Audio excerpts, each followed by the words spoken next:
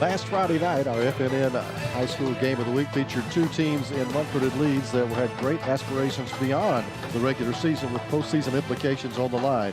Tonight, we bring you a game that, while there are no postseason implications on the line, there are two teams that are hungry for a win and looking for positive things to build on for 2018. Hello, everyone, and welcome back to another telecast for the Friday Night Network, a special Thursday night edition of our Friday Night Game of the Week. Tonight, we're here at White Plains for our second trip of the season as the Wildcats look to pick up their first win of 2017 as they take on the 2-7 Wellborn Panthers. I'm Grady Sapp alongside Brandon Steele.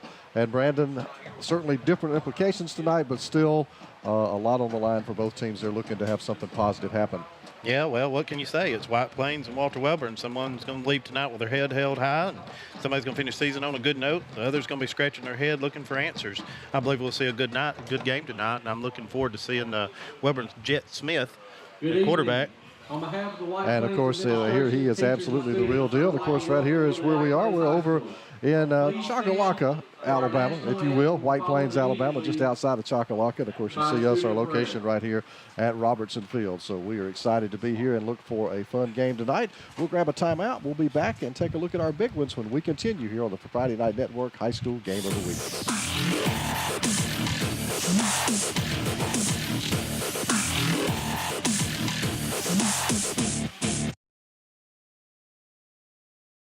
Serving Calhoun County for over 30 years, Crawford Office Supply offers selection, convenience, and low prices. Choose from a wide variety of office furnishings featured in their huge showroom. With savings of 50 to 70% off scratch and dent items. You'll find it all from pens and paper to janitorial supplies at Crawford Office Supply, including on-site printing, all backed up by unmatched personal service and free delivery to local business. Crawford Office Supply, 301 South Layton Avenue in Anniston. Remember, buy local, it matters. Advantage Tire on Highway 202 is the trusted name for tires and wheels in the Anniston area. You'll find the best tire service around. Plus, they do brake work and alignments. It doesn't matter what you're driving, you'll find the best selection of tires or wheels to suit your needs at even better prices from local folks you've trusted for years. And Advantage Tire is well known for their fast, friendly service. Call ahead or just come on by and see Bruce and the pros at Advantage Tire on Highway 202 today. Your neighborhood Grub Mart is your one-stop shop for everything you need when you're on the go. Grub Mart features the best prices on Coke and Pepsi products and is home to the 99-cent bag of ice every day. And Grub Mart is your exclusive home for the popcorn bucket. Purchase yours for only $5.99 and then bring it in for free refills throughout the year. That's right, free popcorn for a full year. Your locally owned and operated Grub Mart, in business for over 75 years. What's behind the CA? A world full of opportunities. Where are you now? Where are you going? Where do you want to be? These are all important in determining your path in life. More importantly, why be ordinary when you can be extraordinary? At Central Alabama Community College, you can be anything you wish to be. Don't put your future on hold and don't settle for less than excellence. We are Central Alabama Community College. Central to you. Central to your success. Griffin Laser Engraving in Lincoln is your authorized local dealer for personalized Yeti products. Get your Yeti customized for your team, a business, or a special event. Your color, graphics, even photos. At Griffin Laser Engraving, we make it the way you want it. Order just one or hundreds, and you'll find a full line of Yeti coolers and accessories on hand, even the hard-to-find items. Nationally recognized, but right here at home in Lincoln for quality awards, trophies, powder coating, and personalized Yeti items, Griffin Laser Engraving.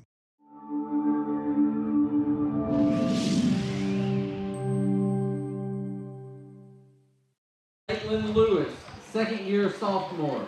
We welcome you back here to Robertson Field in White Plains High School. Tonight, the Wildcats hosting the Wellborn Panthers in a local rivalry for both teams and a game to close out the regular season. It'll be a number of games tonight here on a Thursday night, so we'll have a lot of those to look at, of course, tonight and tomorrow night as we wrap up the regular season. As you saw the graphic when we're coming back, we start our playoff run next Thursday night as we will have a live coverage of Alexandria and Winona for you coming up next Thursday night here on the Friday Night Network. But in the meantime, there are a number of big ones to get to for this final week of the 2017 high school season. Of course, our big ones of the week are presented by Barbecue Boss, the Big One game. And, of course, they got the Big One tailgater special going on over at Barbecue Boss, which is really, really big. It is huge. You get your 2 butts, macaroni and cheese, baked beans, buns, and sweet tea, a whole gallon, and fries, and it feeds 8 to 10 people for $100. $100, can't beat it. And of course, they always have the barbecue sandwiches and man, the biscuits, the breakfast over there. They are phenomenal. That tenderloin biscuit, my goodness, man, look at that sauce is good. Woo. Yep, she makes her own right there. Angie does. So Barbecue Boss, the big one. There's that tailgate special we were talking about for just $100. Fries. Shoot you. Yeah. Well, I think you could start about Saturday at 11 and go all day Saturday. Have some for Sunday dinner. There you go. Well, Jim Jacobs joins us from down in the production trailer, and we're ready for the big ones of the week. Sandrock at Cedar Bluff. To say these two don't like each other would be an understatement, I think, Jim. Pinto and Noah Elder of White Plains High School. The goal of the contest is to toss as many footballs as possible through the hole in 1 minute. The contest will continue as schools throughout the area this season, and the contestants with the top 2 scores will meet for the Spirit Toss Championship live on the Pigskin Roundup on November 17th. The overall winner that night will receive a $2,500 scholarship from FNN Bank. Pigskins Roundup's John Holder and representative of FNN Bank are on the field now to begin tonight. Yeah, there's no question. Losing that game that way last year, Cedar Bluff will be thinking about that, I'm quite sure. But I think they'll have a tough time with the bigger Sandrock tonight. I'll probably go with Sandrock in this one. Yeah, that's what I'm thinking. Sandrock, the bigger school. I just think they'll pound away and win that one. All right, Southside Gadsden and Glencoe. Now, these are 2 programs that have been accustomed to winning, combined 5-13 this season. I don't know if anybody saw that coming or not. And the fan base for both of these schools not going to like that for very long. And, Jim, we've had a lot of experience up in Glencoe. They're probably about as passionate of a fan base as you come across anywhere.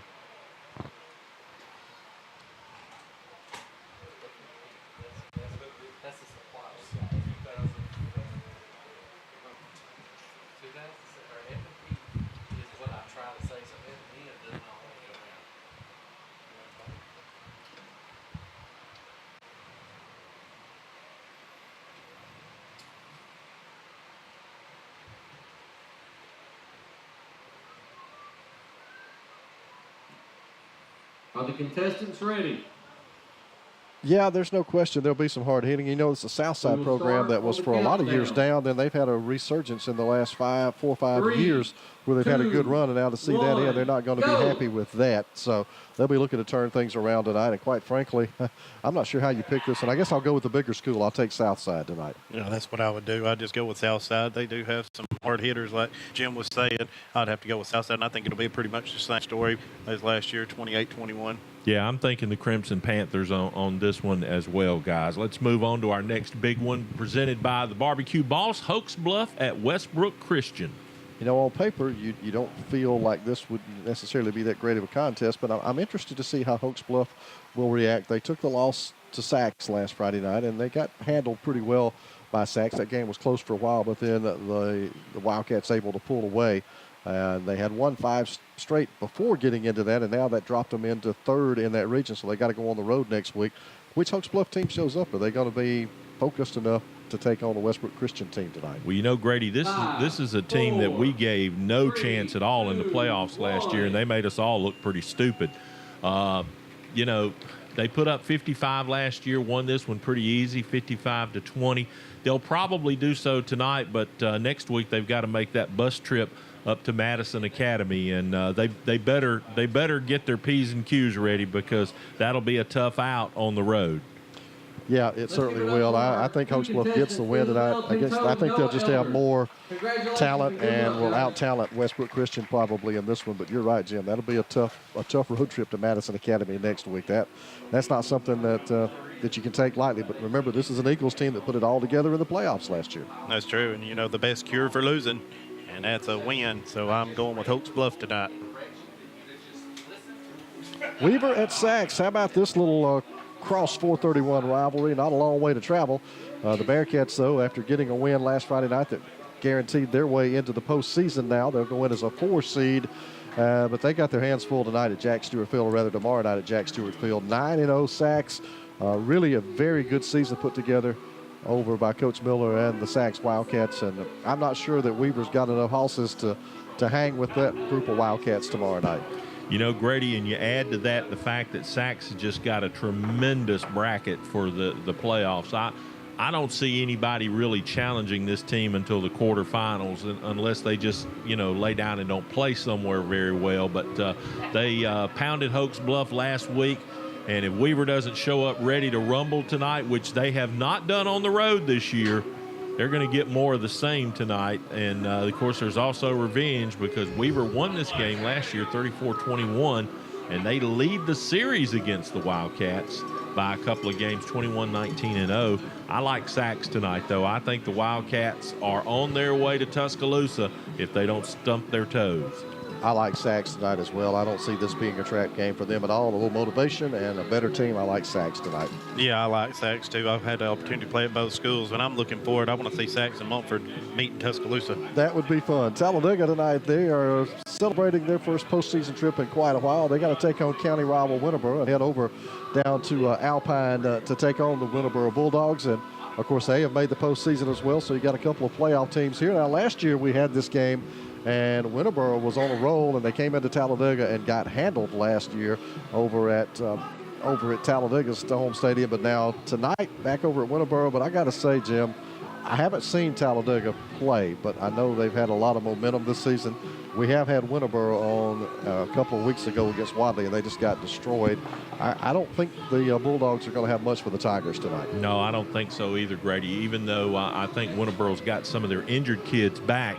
I think both teams are going to have to play it pretty close to the vest, knowing that they're going into first-round playoff games that both of them are not going to be favored in. And, of course, just like the graphic says there on the screen, anytime a 5A plays a 1A, they got nothing to win and everything to lose. But Talladega, I think, gets the win tonight pretty easily. Yeah, I'd agree. Talladega for sure. Yeah, Talladega takes the win there. Spring Garden is at Pleasant Valley. Now, the Panthers have had a good season. They're headed to the 1A playoffs. The Raiders, though, are about to get out the round ball and start getting into the basketball season after tomorrow night. So, basically, for Pleasant Valley, this is their playoff game or their bowl game, if you will. And I'm quite sure Pleasant Valley is going to show up ready to play tomorrow night. Spring Valley won it last year, 36-27, but Pleasant Valley's a better team this year, and they might just make a game out of this one. Yeah, I'm thinking more of the same, Grady. I'm along the same lines with you. If Spring Garden doesn't show up, the treasure ship will sail tonight with all their money. But it's hard to pick against Spring Garden. They're such a good football team. To me, this one's a coin toss. Because it's at Pleasant Valley, I'm going to pick the upset.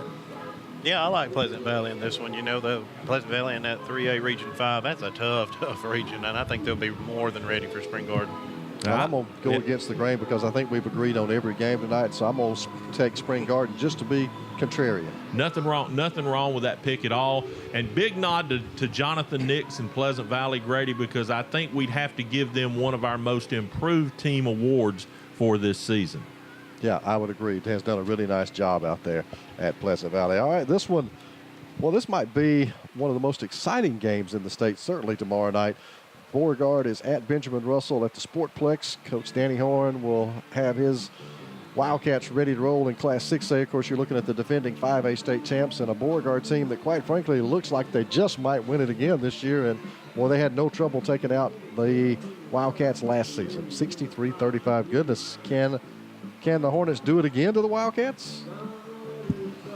Boy, I don't know. Benjamin Russell, I don't know if they're any better than they were last year. I think Beauregard is every bit as good as they were last year. I'm taking the Hornets in this one. Yeah, I have to agree with the Hornets. I wouldn't be surprised if they go all the way to T-Town.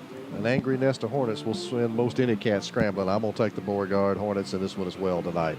That's our Week 10 big ones of the week, presented by Barbecue Boss, the big one game of the week. So proud to have them on as a sponsor. And of course, the one for here tonight, you have got, of course, the Wellborn Panthers. They are out of 3A Region 5, taking on the White Plains Wildcats, and they are in 4A Region 5. So a big matchup for both teams. It's been particularly a tough season for Wellborn because, guys, we're used to seeing the Wellborn Panthers win and win consistently. But when you look down the roster and they're starting so many 9th and 10th graders, you understand it's a youthful team, and boy, they're going to be something to deal with in the next few years.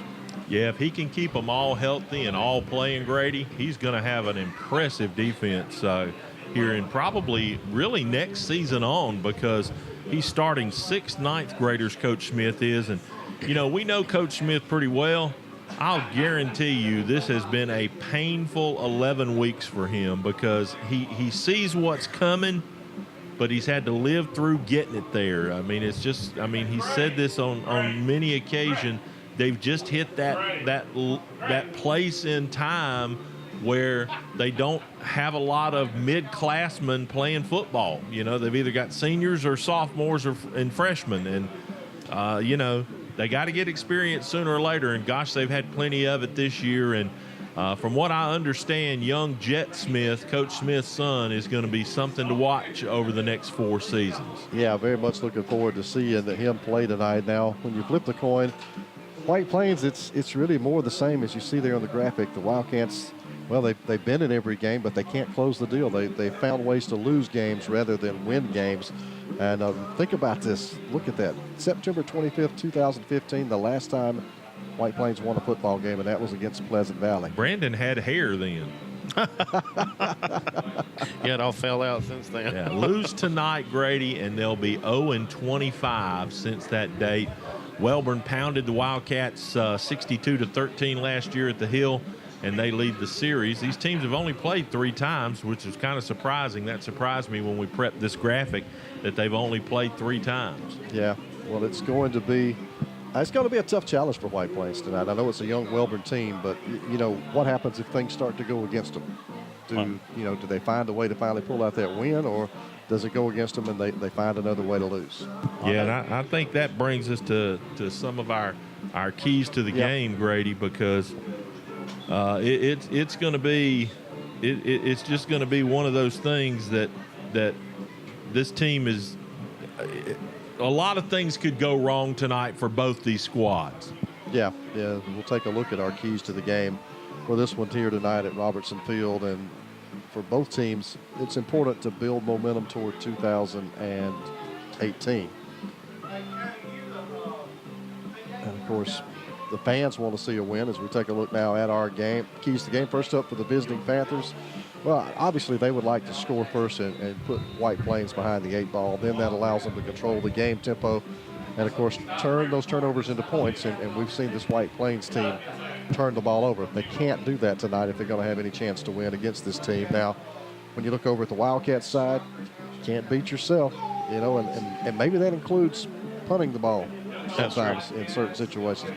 Got to play for field position and try to control that game. And then, of course, you're home. You got the home crowd. You need to make that matter tonight if you're the White Plains Wildcats.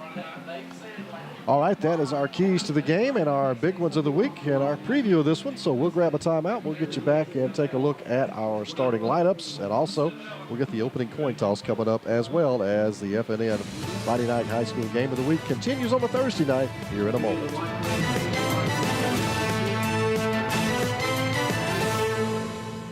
The Calhoun County Commission, made up of J.D. Hess, Tim Hodges, Fred Wilson, Don Hudson, and Lee Patterson, ask you to take a look at what Calhoun County has to offer. With our beautiful parks, neighborhoods, recreational facilities, historic sites, and museums, our citizens enjoy a high quality of life and strongly supports the arts. If you're considering expanding or starting a new business, take a look at what Calhoun County has to offer. You'll be glad you did.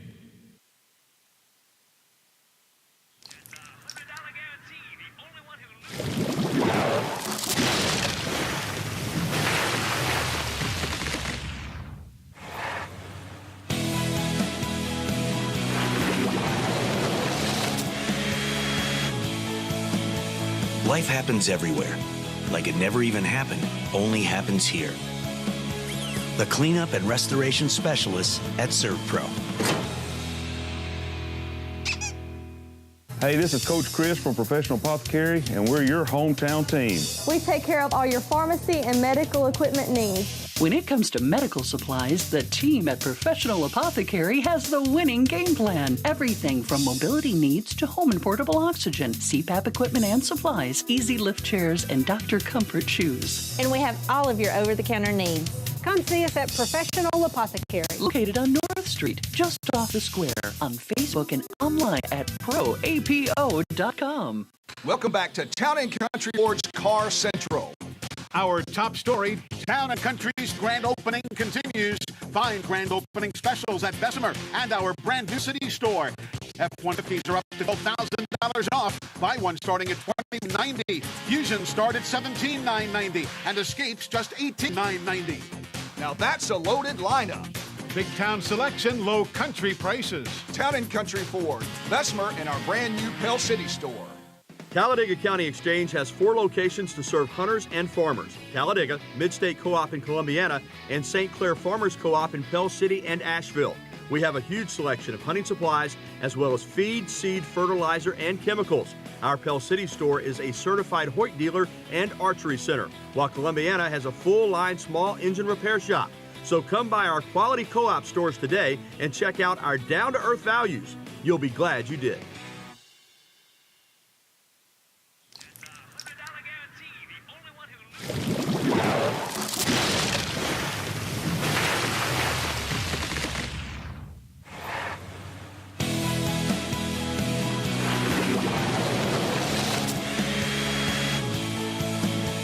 Life happens everywhere.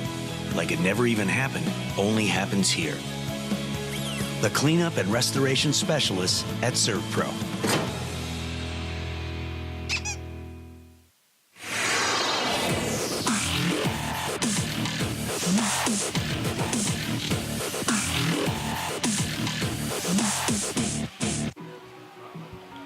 Welcome back here to Robertson Field at White Plains High School. Grady Sapp alongside Brandon Steele getting you set for a special Thursday night edition of the FNN Friday Night High School Game of the Week. Seniors will be the captains tonight for the White Plains Wildcats. It is senior night here, and of course the seniors for both of these teams, Brandon, that's another little element to this game, but the seniors for both teams playing their final football game tonight because there's no postseason for either squad. Yeah, that's so sad. I've been in that position. You know, when you're a senior, you want to go out on a winning note, so might see them get after it a little bit more. Yeah, I think you'll see an intense game, a lot of passion from both teams. I think they both very badly want to win this one. You know, you look at this, and I think one of the real questions for this one is, you know, Wellborn is used to winning. They've been there, done that. It's a young team, but it's a coaching staff and a program in general that is used to winning. For White Plains, it's not. So can they be the ones to figure it out tonight? It's a tough team to figure it out against. Well, you know, like I said earlier, you know, we know Smith at Wellborn, you know, he's used to winning. And, you know, them boys, they train hard. They work hard. I've seen them in the weight room personally. You know, they're just going to have to get after it and get beyond this season. All right, the captains making their way out to the midfield stripe. Paul Montgomery is our head official tonight. We'll have the player introductions, and then we will take you down for the opening coin toss tonight. Let's get you down to the midfield stripe, and we'll turn it over to Paul Montgomery. Nah, I want to wear long sleeves. Paul Montgomery, how you doing? How you doing?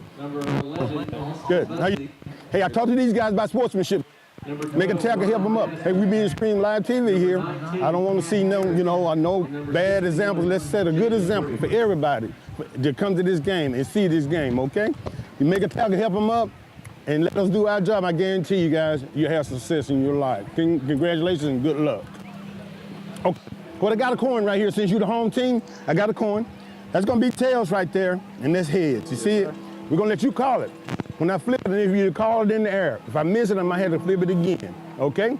If I got a coin, that's heads and that's tail. Call it in the air. He called what? Tails? Tails it is. And you want the ball. What goal you want to defend? He said that he wanted to defend. What goal do you want to say, Mr. Burt? He want to kick this way? I want to kick that way. You want to kick this way? Okay, so you want to defend that goal. Yes. So turn that way. And you come this way. All right, there you have it. Paul Montgomery, our head official tonight, sorting it out. Wellborn wins the toss, and they have elected to take the football. So, of course, White Plains will kick it off, and we'll go on defense first off. And so that sets us up now, Brandon. If you're Wellborn, A nice, long, time-consuming drive, and putting points on the board would be the way to start this one. But for White Plains, you need to get a defensive stop, and you can control the field position game early. Let's take a look at our starting lineups presented by Grub Mart, the home of the big one, $5.99, and then you get free refills for a year. All right, we'll start with the White Plains defense, and that'll be Ethan Bozart there at defensive end. You'll see him. He's a 10th grader. You look down that list, a lot of seniors on that defensive unit for White Plains, so some experience there. Let's flip it over and take a look at the White Plains offensive starters for tonight.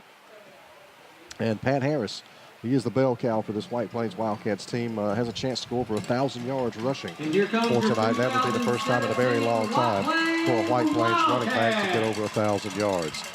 All right, let's take a look at the visitors, the Wellborn Panthers. First up for Wellborn offensively, Jet Smith. That's the guy we're kind of looking forward to, Brandon. We've heard a lot about this kid. A lot about him. Looking forward to seeing him. And that is Coach Smith's son. He's only a freshman tonight in his final game of his freshman year. Let's take a look at defensive starters now for the Wellborn Panthers. And as you look down that list, look at the number of freshmen that he is starting on defense. Wow. That's unreal. You got 4 seniors that see action on defense, and the rest of them are all 9th and 10th graders. Don't even have a junior. So the cupboard is pretty stacked there for Wellborn in the coming years. Our starting lineups again presented by the Grub Mart. Of course, that is the home of the $5.99 popcorn bucket. And you get free refills for a year. They also have ready-made donuts in the Jacksonville location. All right. All right, we're just about set to get this one underway here from White Plains. Kicking off tonight for the Wildcats is going to be number 11. That's Austin Bussey. And the Panthers will make their way out on the field now. And we'll get you deep man coming up here for the visiting Panthers as they won the toss. And they elected to go on offense to start this one tonight as we're just about set to go with the final game of the regular season for these two teams. And we're getting week 10, the final week of the regular season, kicked off for everybody. Deep back. Looks like it's going to be number 8. That'll be Calvin Spinks going back deep for Wellborn. Also back there is going to be number 34 for the Panthers, and that is Ked Harris. Ked Harris will be the other deep back for the Panthers. Bussey will kick it deep. End over end kick. Harris has it snatched out from in front of him by Thomas, and Javion Thomas is going to bring it right back up the middle, and he is going to have it out across the 35 out near the 38-yard line before the tackle is made. Stop on that play that time, number 33, Isaiah Scott for the Wildcats. Pretty good field position to start us off. Yeah, Javion Thomas just kind of plucked that one out of the air. I thought Harris thought he was going to take it, but Thomas grabbed it and turned a nice kick return on that. All right, Jet Smith and company will line up here now. First down and 10 for the Wellborn Panthers. Ball at their own 35-yard line. Fake it to Harris. That's Smith going to keep it himself. He'll have yardage out near the 39-yard line or so. Call that a gain of about 4. Second down and 6 coming up. Stop made that time by Riley Dothard. Yeah, Braxton Thompson. White Plains was in on that tackle as well, kind of controlling the line of scrimmage there. A little bit of a game. Second and about 7. Yeah, call it 3 yards. They'll mark it at the 39. Second down and 7 for the Panthers. Ked Harris, the lone running back alongside Smith this time, and a shotgun look. Smith going to give it to Harris this time, looking for room up the middle. Gets it across the 40 out to about the 42-yard line. That'll make it third down and about 4 as Dothard has himself another tackle here. Also in there, Walker Surratt for White Plains. Yeah, Jacob Briggs, number 61, he's kind of controlling the line of scrimmage right there, pushing his man back, and not much running room for the Wellborn Panthers starting off the drive. Third down now, and 4 yards to go from the Panther 42-yard line. Smith will go back under center this time, one wide out, and it's going to be a little trickeration. Thomas has got it, looking for a block, slips and falls. He's going to fall down and lose yardage back behind the 40-yard line. Just lost his footing, so that'll be a 4th down and a 3 and out for the Panthers. Pretty good defensive stand for the White Plains Wildcats there. Going to force Wellborn to punt. That's what you like to see if you're White Plains. Yep, that's what you're looking for defensively. Get the stop and get the field position early if you can. Wellborn out near the 40-yard line. They ought to be able to pin White Plains back a bit. It's going to be Jet Smith who will kick it deep for the Panthers, and going back deep to receive it is going to be Braxton Dobson for the Wildcats. Let's see what Smith's got. He drops the football, has time, picks it up, and then gets a very short kick that's going to be a shank out of bounds over on the Wellborn sideline, right up at the 46-yard line. So advantage White Plains after that exchange. Yeah, he got a little anxious there on his kick and dropped it, and only about a 10-yard punt, Grady. White Plains going to be in business right here. So first down and 10 for the Wildcats. Pat Harris, of course, the running back that we'll keep an eye on. Ryan Bannister is your quarterback tonight for White Plains. First and 10. Great starting field position there at the Wellborn 46-yard line. Harris will line up alongside Bannister. They'll go with that double wing formation. And it's going to be Bannister rolling out, looking to throw it back over the middle of the field. Had a man hit at about the same time the ball arrived, and that was good defense there by the Wellborn Panthers up to break that up. Number 16, Walker Hayes. Yeah, Bannister had great coverage there on his throw. Just dropped the pass, and second down and 10. White Plains looking to grab some momentum early after a good defensive stand to open this football game. Handed it over to the offense in great field position after a very short punt of 6 yards by the Wellborn Panthers. Same formation. Bannister's got Harris beside him. And he's going to turn. He's going to give it to the senior. Harris tried to come around right in, looking for a little room. Not going to find a lot. Good job of setting the corner there by Calvin Spinks and making the play for the Wellborn Panthers. Yeah, Spinks kind of read that one out, kind of trying to roll out and hit the outside corner there, but Wellborn's got some speed out there on their corners. White Plains is kind of doing their job on the line of scrimmage, but they chose to go to the outside this time. Third and long. Short gain of only a yard. 3rd and 9 now. Possession down for the Wildcats if they don't want to have to punt it back to the Panthers. And now you're going to give it. Nope, fake it to Harris. Roll back, set, and runs out of time. Bannister going to be sacked back out near midfield as a couple of Panthers converge in there to make the stop. 64 is in there. Harley Kendall along with number 32 for the Panthers, Bailey Neely. Yeah, Bailey Neely read that one out like perfectly, and nowhere caught him in the backfield. 4th and long, not what you want to see if you're White Plains. They got good field position to start that out. Now they're having to punt. So kick it away here after a 3 and out for the Wildcats. Neither team able to get anything going offensively on their first possessions. And now we have a whistle, and I believe we'll have our first flag of the game, perhaps. I think it's going to be offsides on Wellborn. You got that ball. And close people. Right there. That is a call. Good eye there, Mr. Steele. So mark it off 5. That'll put it down, back down to the 44-yard line. Still a 4th and 8, though. You'll see the Wildcats boot this one out. And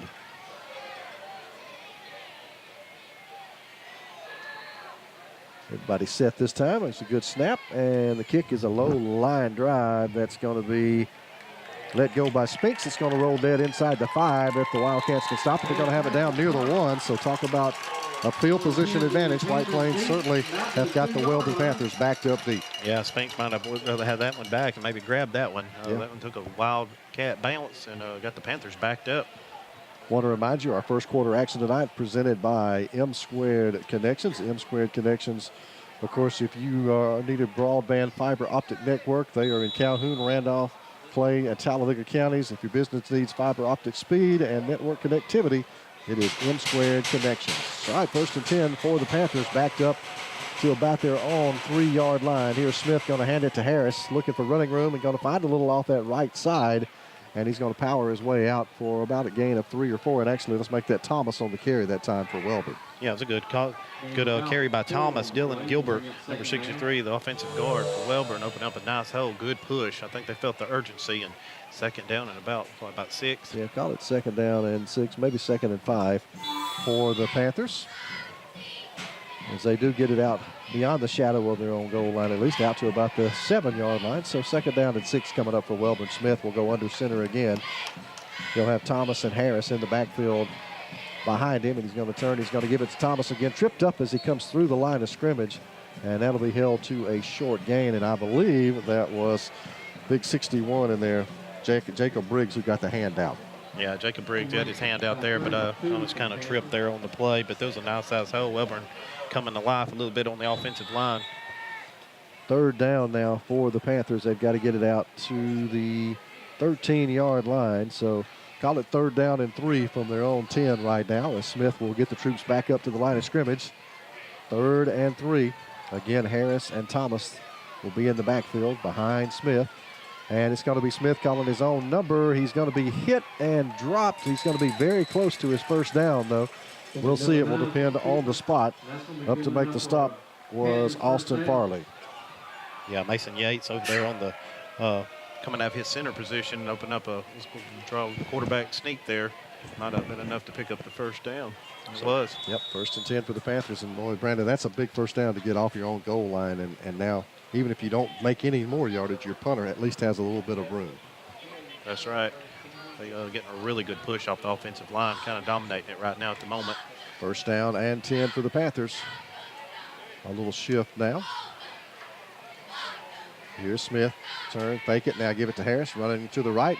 Dodges one tackle, and he's going to have a nice gain out across the 20 near the 21-yard line or so before he is dropped. 34 on the carry. Up to make the stop that time is 18 for the Wildcats. That's Jaden Harris, along with 24 Braxton Dobson. Looked like he got to the outside there. Grady was able to pick up some good positive yardage on 1st down. 2nd down and about 3. Clock under 6:20 to go now here in quarter number 1. 7-yard gain on 1st down for the Panthers. Now here is Smith going to hand it off right up the middle. Big hole and another 1st down for the Wellborn Panthers. Easily getting through that line that time was number 5, Jamyron Curry for Wellborn. Yeah, Curry had a big hole. The center, Mason Yates from Wellborn. So he's coming out. He snaps that ball. He's blasting off of there and opening up some huge holes.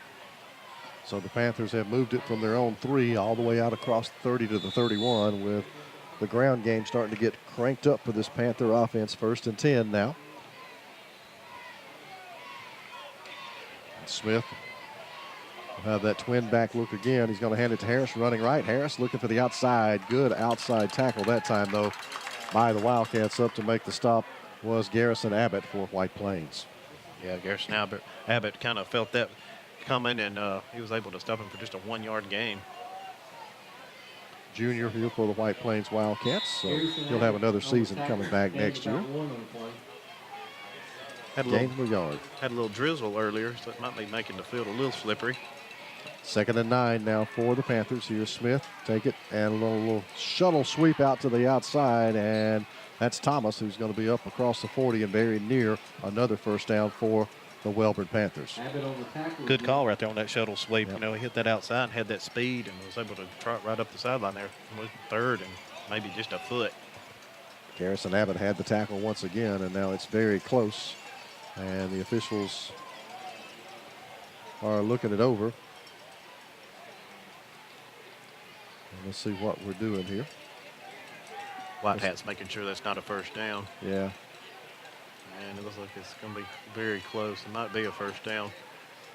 It's actually a 1st down. Yeah, it is. And that's a good job by the officials to make sure they got the call correct there. So 1st and 10 for Wellborn. And they just, right now, Brandon, they're just lining up and taking it to White Plains in the running game. And so far, the Wildcats haven't had an answer. No, they're starting to dominate the line of scrimmage, and they're having success at getting to the outside, too. So 1st and 10 for Wellborn. And the give is going to be right up the middle. Curry again with the football, a power run, has it up to the midfield stripe, and another big gain on 1st down, 2nd down, and a couple coming up. Of course, the Wellborn Panthers are coached by Jeff Smith. His 9th season here with Wellborn. You can see the record 133-96 over his 21-year career, and he was the FNN Coach of the Year in 2012. Safe to say he knows some football. Yes, he does. 2nd down, and call it a yard for the Wellborn Panthers, so they can do anything they want offensively. They've got a tight formation, though, and they're going to fake the run to the outside, and Jet Smith is going to go around right end, and he's not going to get much. That was a nice open field tackle that time by Jake Spivey. We hadn't called his name much yet. He kind of got involved in there and was able to keep him getting the 1st down. Number 34, Jake Spivey. And again, it's going to be very close to the 1st down. I think he's going to be just a tad short this time. We had a penalty flag across the way. Let's get the call. Hold it. So that will back him up 10 yards, and that could be a drive over a Wellborn team. We'll see. How many times have we seen that this year? Yeah, quite a few. Montgomery. Got hold. Knock his 5-yard penalty. Going to play 2nd down. So that was a spot of the foul, and now it'll make it 2nd down and 12 for Wellborn. So we'll see if the Panthers can overcome that. That ground game has been impressive to this point on this second drive of the night for Wellborn.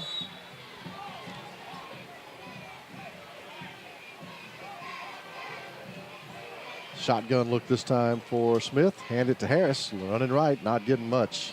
Good job by the White Plains defense that time. Bottled him up. And that was Austin Bussey on the stop for White Plains. Yeah, the defensive line got a good push, and Austin Bussey was right there to make the tackle for basically hardly any gain. Third down and about 10. We're ticking down toward 4 minutes to go here in the opening quarter. Wellborn has had the ball for quite a few minutes here on this second drive of the quarter, eating up clock as they've kept the ball on the ground the entire way. Might have to put it in the air this time on third down and 10. More than likely. If you're just joining us, there was a hold penalty a while ago. Kind of backed them up, got them in this predicament. Smith will roll out to his left, and he's going to be hit, and he's going to be dropped. Knifing through there was Aaron Fox, and really Smith kind of turned right into it. With the sack. That was going to sit out there on instant replay. Smith basically number 5, Curry, left. Blocked number 2 into the quarterback, Bozarth. Yeah, Bozarth. Ethan Bozarth, I thought 7, but it was 2. It was a pretty good block, but he blocked him in the right blocked him right into his quarterback. Yeah, he did. Back deep to receive the kick for White Plains is going to be Braxton Dobson. Of course, Jet Smith, who had a 6-yard punt on his first effort, dropped the ball on the snap from center and then just basically shanked it out. Will get a better snap this time, does not drop it and gets off considerably better punt, angles it away from the receiver, but it's going to take a White Plains bounce, and the Wildcats are still going to have good field position out at their own 41-yard line for their second crack at it on offense tonight. Yeah, no harm, no foul. Nobody scored and exchanged some punts. But, boy, that penalty earlier, Wellborn was on a roll there, and that hold really stung. So now White Plains has got the ball back. 247, I should say, time left here in the opening quarter here at White Plains. Wildcats stymied on their first offensive look. Bannister will have Pat Harris behind him. They'll run that double wing formation, give it to Harris just right up the middle this time and found some room. Pat Harris with a nice burst over the middle, and it'll be second down and manageable coming up. Jet Smith made the stop that time for the Panthers. Yeah, Noah Tillman, number 73, the offensive lineman for White Plains, really opened up a hole, and he just blasted through there and picked up some good first down yardage. Yeah, he's got 6 on that play. Second down and 4 now for the Wildcats. Nothing fancy there. Just line up and run it up the middle. Bannister going to take it, going to give it to Harris another time. Harris picks his way through the middle of the field. I believe he will depend on the spot. Thought he had his first down for a moment. They may mark him back a little bit, so it'll be just shy of it. It'll bring up third down and short for White Plains. This time it was Riley Dothard throwing a nice block, throwing his man to the ground and opening up a nice hole for his running back. Harris a yard shy of the needed yard line, so third and a yard now for White Plains. Bannister again with Harris behind and give it right to him, right up the middle. Big hole for Harris again. Closes fast, but he's got his yards for a first down to the 45-yard line. Up to make the stop for Wellborn that time, 45 on the play. And that is Kenyante Curry. Will Osteen opened up the hole. I tell you what, White Plains' offensive line, pick your man. They're making a good push. I want to thank our first quarter sponsor once again, M Squared Connections, broadband fiber optic networking in Calhoun, Randolph, Clay, and Talladega counties. If your business needs fiber optic speed and network connectivity, it's M Squared Connections. Here is Harris. Once again, finds a hole. Pat Harris running roughshod right now through that Wellborn defense on this second drive for White Plains, and he is tackled over the near side by Calvin Spinks, but another big gain, second and short, coming up for the Wildcats. Yeah, thank goodness for the linebackers of Walter Wellborn there, or he would have been in the end zone. Again, that offensive line, can't say enough about them. They're really giving a good push right now.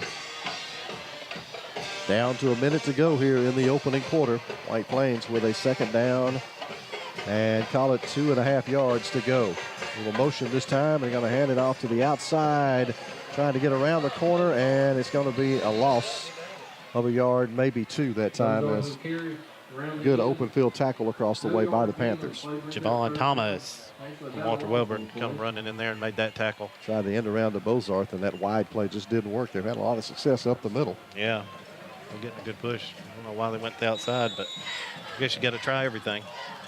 So third down now, and About 4 yards to go for this White Plains offense. Possession down here, unless they feel like they're in 2-down territory. Bannister will have Harris lined up behind.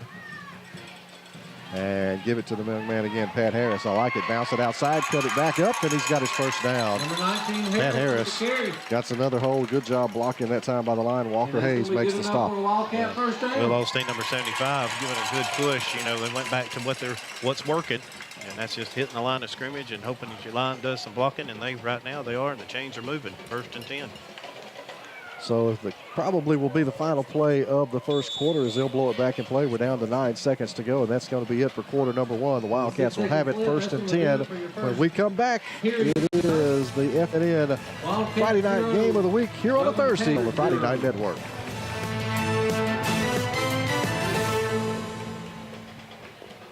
Your pet is an important part of your family that returns love and care unconditionally. And right now's the best time to think about your pet's care for the spring months ahead. Greenbrier Animal Clinic in Anniston has been taking care of pets in the Calhoun County area for over 3 decades. Call now and schedule your pet for their annual vaccinations, flea and tick treatment, or grooming. Dr. Bill Brom and Dr. Elizabeth Main ensure your pet always sees a vet. X-ray lab and the latest surgical facilities on site ensures quality health care. Greenbrier Animal Clinic. Warm hearts, treating cold noses. Step into the offices of J. Britt Middlebrook CPA, where you'll find professional one-on-one service for business and individual clients. In this ever-changing tax and economic climate, you can count on receiving the expert advice you need. J. Britt Middlebrook works hard to provide every client what they need to meet all deadlines. Tax season will be here soon. For all your accounting service needs, call or stop by at 1913 Berry Street in Oxford. That's J. Britt Middlebrook, CPA. 1st and 10 coming up for White Plains as we begin quarter number 2. The Wildcats have taken it down from their own 41. Now they have it down at the Panther 32-yard line and all on the ground and mostly on the legs of Pat Harris in this drive. Here is Harris with a direct snap and going to go right up the middle with that, and he's going to have a nice gain down to about the 26-yard line. So another big opening up the middle of the field. 32, Bailey Neely makes the stop for Wellborn. Yeah, again, Will Osteen from that offensive front of White Plains, you know, kind of taking advantage. Like producer said earlier, you know, that's a freshman front for Walter Wellborn, and they're exploiting that right now. Get 7 and give him 2nd down and 3 coming up now for White Plains. They'll stay in that Wildcat formation with Harris. Running at the quarterback position. Another hole right up the middle. Pat Harrison just bowls over a defender as he just runs all over Calvin Spinks and picks up the 1st down. Yeah, number 45 there coming out of his guard position for White Plains and threw an awesome block and just opened up a nice size hole, and he just pretty much ran over Spinks, like you said. Just lowered the head, did the senior. Of course, he was a guest on our Tuesday night coaches show and enjoyed talking with that young man and very excited about the game tonight.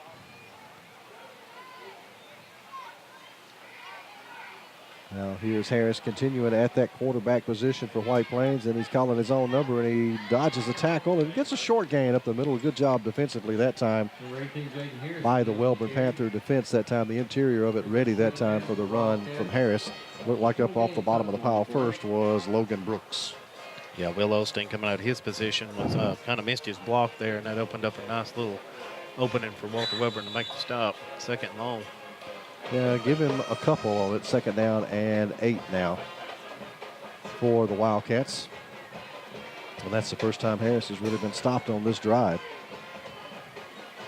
He's going to give it the handoff this time and running up the middle for a short gain. That time was Harris.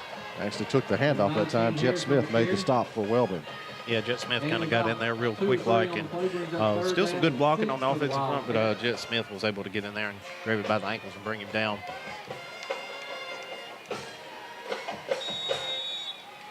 So it'll be 3rd down for the Wildcats down at the 15-yard line. It's 3rd and 6 coming up here. Now the Wildcat formation, actually just another quarterback that was in, and that was the running formation, and a good run that time, and another 1st down for White Plains. That is Ryan Bannister carrying the football, and White Plains will have it 1st and goal. Yeah, Pat Harris, the running back, actually throwing a nice block in there when that hole opened up and was able to let his colleague get in there and pick up the first down, 1st and goal.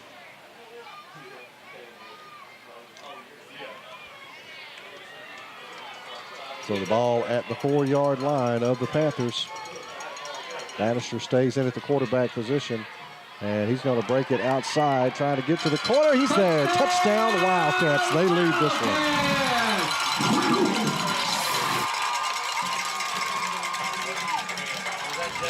Nothing fancy here. We'll look at it right here on the replay. Pat Harris taking the direct snap and just hits the outside. Wellborn had the box kind of loaded there, thinking they was going to run up the middle, but he jets to the outside.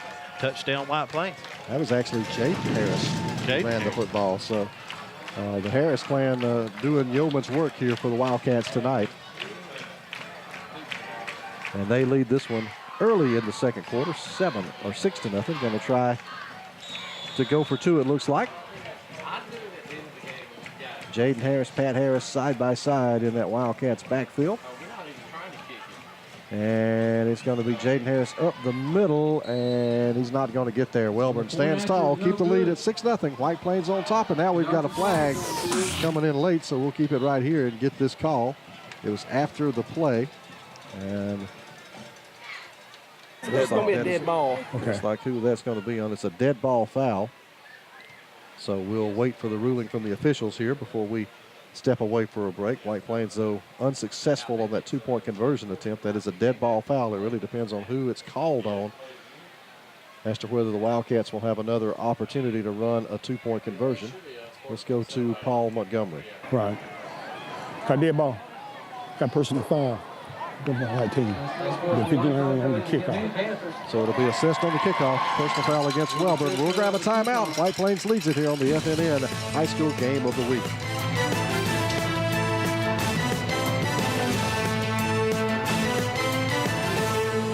The Calhoun County Commission, made up of J.D. Hess, Tim Hodges, Fred Wilson, Don Hudson, and Lee Patterson, ask you to take a look at what Calhoun County has to offer. With our beautiful parks, neighborhoods, recreational facilities, historic sites, and museums, our citizens enjoy a high quality of life and strongly supports the arts. If you're considering expanding or starting a new business, take a look at what Calhoun County has to offer. You'll be glad you did.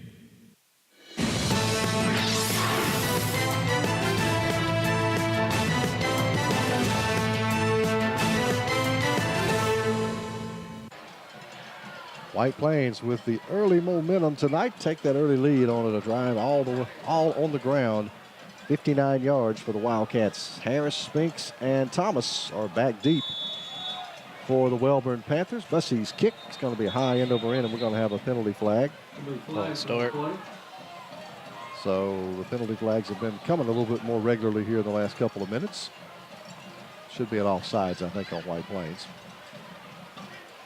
Will be all sides on the kicking team. We'll give That'll back them up 5. So now we'll have to kick from the 50. If you're wondering why they're kicking so far up, there was a personal foul against the Panthers on that 2-point conversion attempt, and that was assessed on the kickoff. So probably Austin Bussey can probably get this one in the end zone, kicking it from midfield.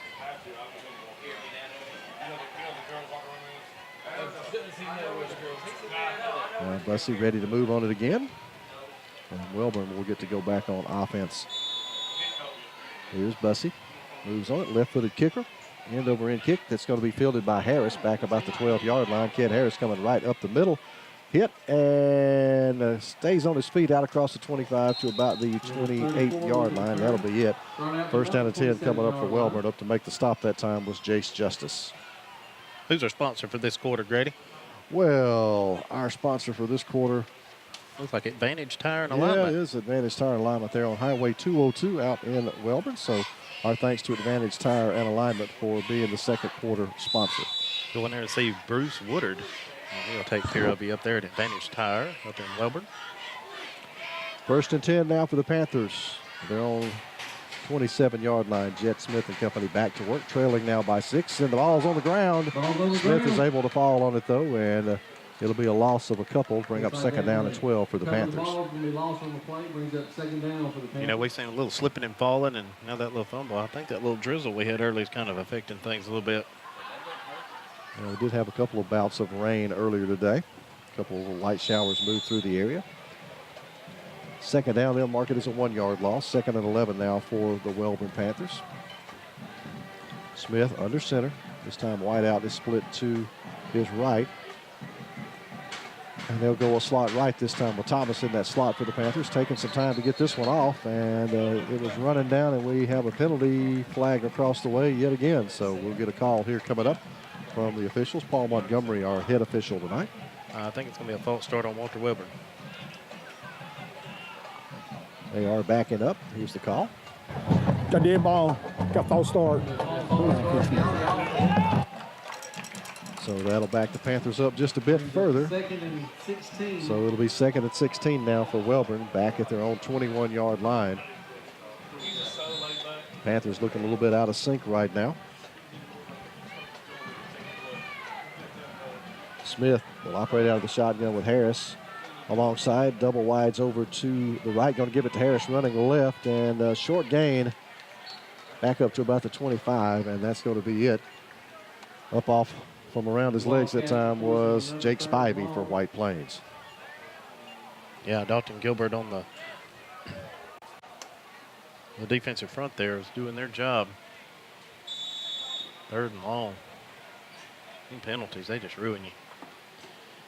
Yeah, they do. It puts you in a backup situation, especially when you're a team that likes to run the football like both of these do.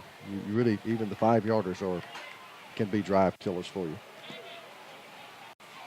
Third down now for Spivey and company. This time he'll have Curry alongside in the backfield. Wideouts doubled over to the right side once again for Wellborn. And looking that way is Jet Smith, and we're going to have another false start. Yep. And that's going to back the Panthers up another 5 yards. False start.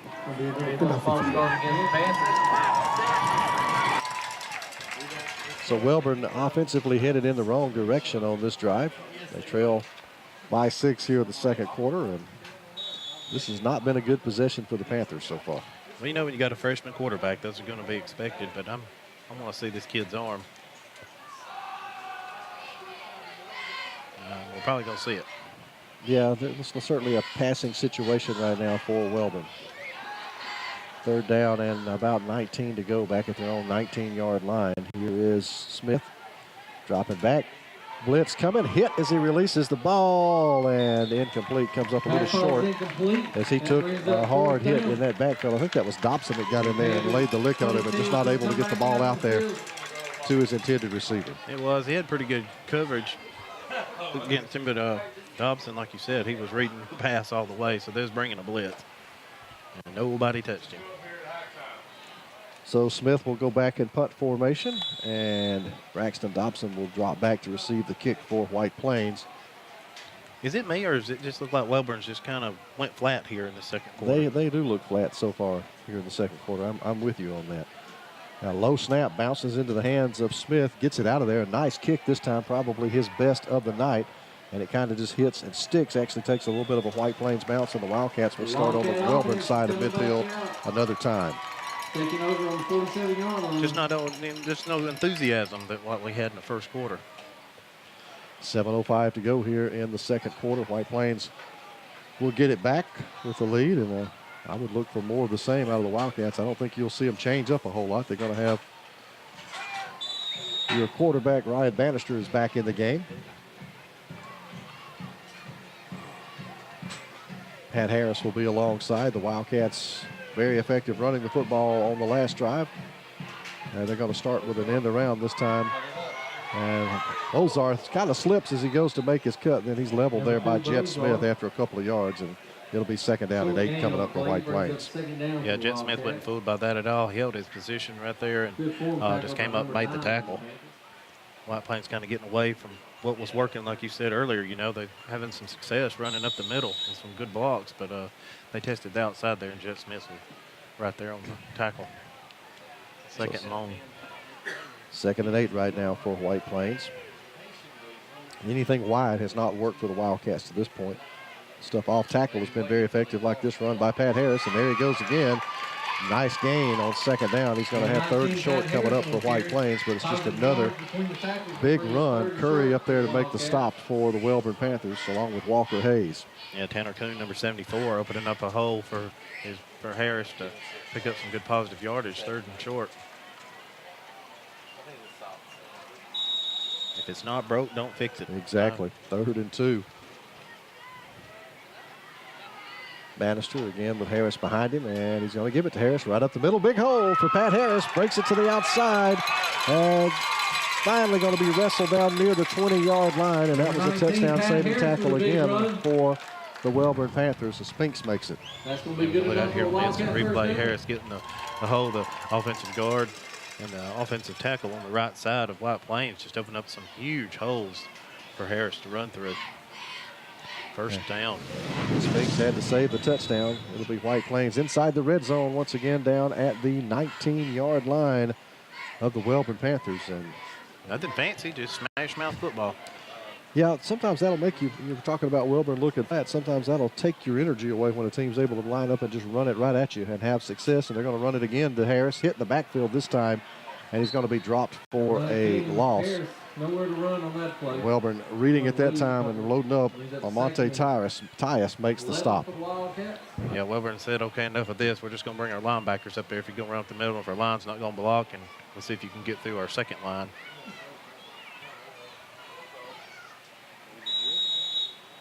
So second down at 11 now for White Plains. And I think that's what you got to do if you're Wellborn, load the box. Yeah, I mean, you see it's obviously going to be a run. Nope, they're going to fake it, going to dump it out of the flat, complete, and down to about the 16-yard line. Tackle is made there by Kentry Hunt. And here's a replay on that one. Gains about 5 on the play, brings up 3rd and 7. Yeah, Bannister just kind of rolls out and hits number 34, Spivey. You know, kind of took him off guard. You know, that's a good read by the offense, you know, by the offensive coordinator, seeing them loading the box and saying, okay, well, we can throw it out there a little bit. Yeah, it worked that time for a modest gain for White Plains. Sets up third down now and call it 7 yards to go. Bannister walks up. Audibles maybe at the line of scrimmage. And going to give it to Pat Harris. Right up the middle, big hole for Harris. He is down to the 10-yard line. And that's going to be right at his first down mark. We'll see. It looked like Thomas up to make the stop that time for Wellborn. It'll be 4th down and maybe a yard or so. They're going to mark him back at the 11, so call it 4th and a yard. And the reason why that works so good because you got your offensive line doing their job, but they also got some running backs in there doing their job too and opening up some more blocks. So White Plains going to go for it, and this could be a real big point in this football game. White Plains has had some instances of going for it, and there's a draw and offsides. They're not going to have to worry about it. Nope. There's going to be flags on the play. Appears to be offsides against Wellborn Panthers. We'll wait to see the call. First down. Here's the call. Offsides against the Panthers, and White Plains will have it 1st and goal now down at the Wellborn 6-yard line. So the Cats with a chance to push this lead out to double digits if they can pick up 6 more yards on the drive. Spivey will line up over in that double slot right. And here is Harris going that way. Pat Harris cuts it back, and he's going to be down near the 1-yard line. Combining on the tackle are Kentrez Hunt and Javian Thomas for the Wellborn Panthers. Wellborn just don't have an answer for this offensive line right now for White Plains. They opened up some nice holes, and Harris is just having a field day. I'd love to see what his total of yardage is right now. Second down and goal from the 2 for White Plains, and same play? I think so. Probably. It's been awfully effective so far. And this time Bannister is lined up in a slot left, and Harris is going to take the direct snap. And he's just going to go up the middle. He's going to be hit and dropped right there at the line of scrimmage. Nothing doing that time as the Wellborn Panthers close in and clog up the middle of the field. And I had a host of them, Spinks and Smith, and pretty much the interior of that line all right there on that Wildcat run for Pat Harris. Yeah, number 59, Tyrus of Walter Wellborn was doing his job and got up there and had Jet Smith behind him. They were reading that he was going to run it to the right side. 3rd and goal for White Plains. Maybe lost a yard back to the 3. Bannister back to his normal position at the quarterback. Going to give it to Harris, trying to run wide, and he slips, and he's in. Touchdown if he wasn't down. And he was not, so touchdown Wildcats. Wow, I'd like to see that on this replay. I thought he slipped and fell. He came close to the knee touching. And I thought there was some hesitation with the officials there. Put another 6, awaiting the point after. Back that up, see that. Number 19, Pat Harris. All right, so Harris. Either way, it's touchdown. Takes it in. Harris brother tonight. I do think he slipped. Yeah, he was close to the knee touching. But it'll be another 2-point conversion attempt coming up for the Wildcats. Bannister will have Harris again in that backfield. We'll see what the Wildcats will dial up. Harris going to take a little shuttle wide, try to cut it back up, darts ahead, and once again, Wellborn up to the task of holding him out of the end zone. That'll make it a 12-0 lead for Wildcats here on senior night at Robertson Field on the Friday Night Network Game of the Week. Hey, this is Coach Chris from Professional Apothecary, and we're your hometown team. We take care of all your pharmacy and medical equipment needs. When it comes to medical supplies, the team at Professional Apothecary has the winning game plan. Everything from mobility needs to home and portable oxygen, CPAP equipment and supplies, easy lift chairs, and doctor comfort shoes. And we have all of your over-the-counter needs.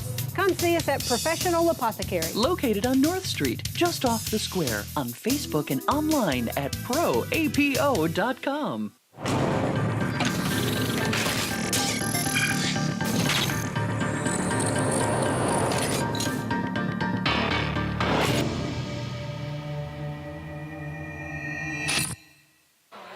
Here is the kick. This is going to be an end-over-end kick short. Harris, trouble fielding it. Still having trouble fielding it. Finally gets it, comes right back up the middle and going to be hit and dropped shy of the 30-yard line. Good kick coverage down the field by White Plains. That is Isaiah Scott who makes the tackle. Ohatchee leads Pisgah 9-0 early on in that ball game in the first quarter. The only score we have reporting so far tonight.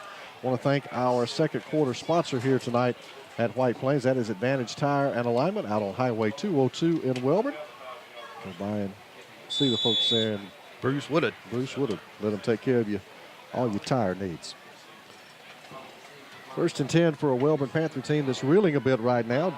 Giving up 2 consecutive touchdown drives, failed 2-point conversions on both, and they're going to run a little misdirection as Thomas, who's got it, trying to get to the outside. He's got a big run. There goes Thomas down the sideline. Dodging tackler, spins out of another tackle and inside the 38-yard line. What a run by Thomas. A little trickery. And then it was a lot of effort by Thomas over there. It was. You see on this replay, Thomas is hitting the outside, and just his athleticism, White Plains just not wrapping up the tackle. Once he gets rolling downfield, he's hard to stop. Continues to break tackles all the way down inside the 40-yard line, all the way to the 38 before he's finally wrestled to the ground. I like the play call. Yeah. Had to get something going. We'll see if that gives the Panthers a little bit of life. 1st down and 10 now for Wellborn. Shift over to the right side to make that the strong side, and going to hand it right off the middle to Curry. Curry's got a big hole, busts through inside the 30 and rolls his way down near the 27-yard line or so for Curry, and all of a sudden the Wellborn offense has come to life. Yeah, Dalton Gilbert, number 61, offensive tackle there, opening up a nice hole, doing his job. Finally, Walter Wellborn's kind of coming alive here. Walker Charette on the tackle that time for White Plains. 1st down and 10 now for the Panthers. Still got a minute 20 to go here in the second quarter. Plenty of time for the Panthers, all 3 timeouts left. 1st and 10 from the White Plains 27.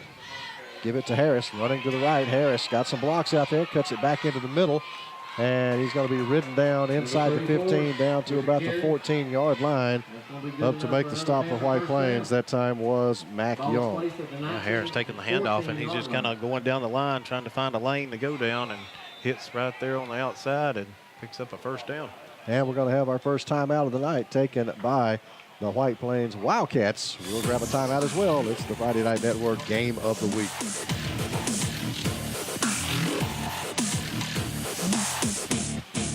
Serving Calhoun County for over 30 years, Crawford Office Supply offers selection, convenience, and low prices. Choose from a wide variety of office furnishings featured in their huge showroom.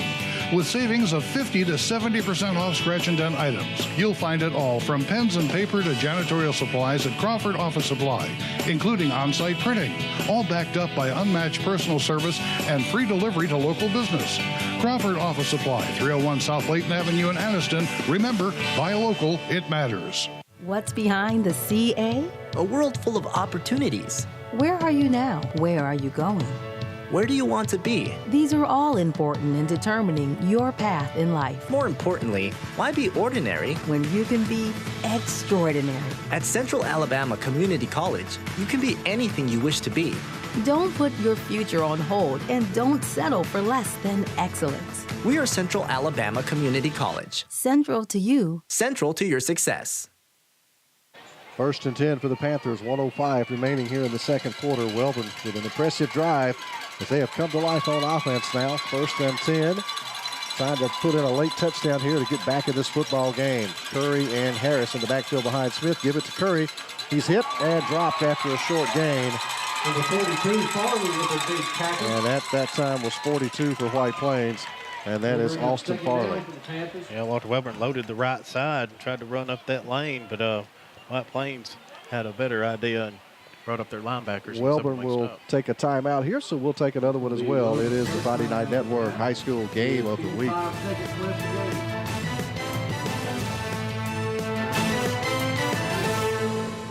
Step into the offices of J. Britt Middlebrook CPA, where you'll find professional one-on-one service for business and individual clients. In this ever-changing tax and economic climate, you can count on receiving the expert advice you need. J. Britt Middlebrook works hard to provide every client what they need to meet all deadlines. Tax season will be here soon. For all your accounting service needs, call or stop by at 1913 Berry Street in Oxford. That's J. Britt Middlebrook, CPA. Wellborn takes the timeout to stop the clock here late in the second quarter. Now they'll have it second down and about 7 yards to go. As the Panthers have chewed up yardage in a hurry. Took the ball back with just over 2 minutes to go. Here they are knocking on the door in the red zone. And it's going to be a little misdirection. The Thomas, a play that worked well to get this drive going. Didn't work well that time. As Dobson read it all the way and made the stop. And we've got a penalty flag across the way as well. So we'll get the call coming up here from head official Paul Montgomery. Kind of pointing White Plains away, at least in the description. Here is the call. Down the face mask on 23 blue. Okay, okay. All right, so you get the call there, face mask.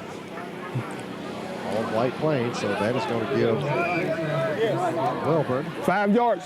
5 yards from there. 5 yard variety. That is a 5 yard variety on the face mask. So not a first down for the Panthers. But it negates a big play by Dobson that time. Yeah, he done what he was supposed to. You know, that kind of burned him a while ago, and he was able to come up there and make the shoelace tackle and bring them. So another timeout taken by the Panthers late in the second quarter, trying to score here on the Friday Night Network Game of the Week. Advantage Tire on Highway 202 is the trusted name for tires and wheels in the Anniston area. You'll find the best tire service around. Plus, they do brake work and alignments. It doesn't matter what you're driving, you'll find the best selection of tires or wheels to suit your needs at even better prices from local folks you've trusted for years. And Advantage Tire is well known for their fast, friendly service. Call ahead or just come on by and see Bruce and the pros at Advantage Tire on Highway 202 today.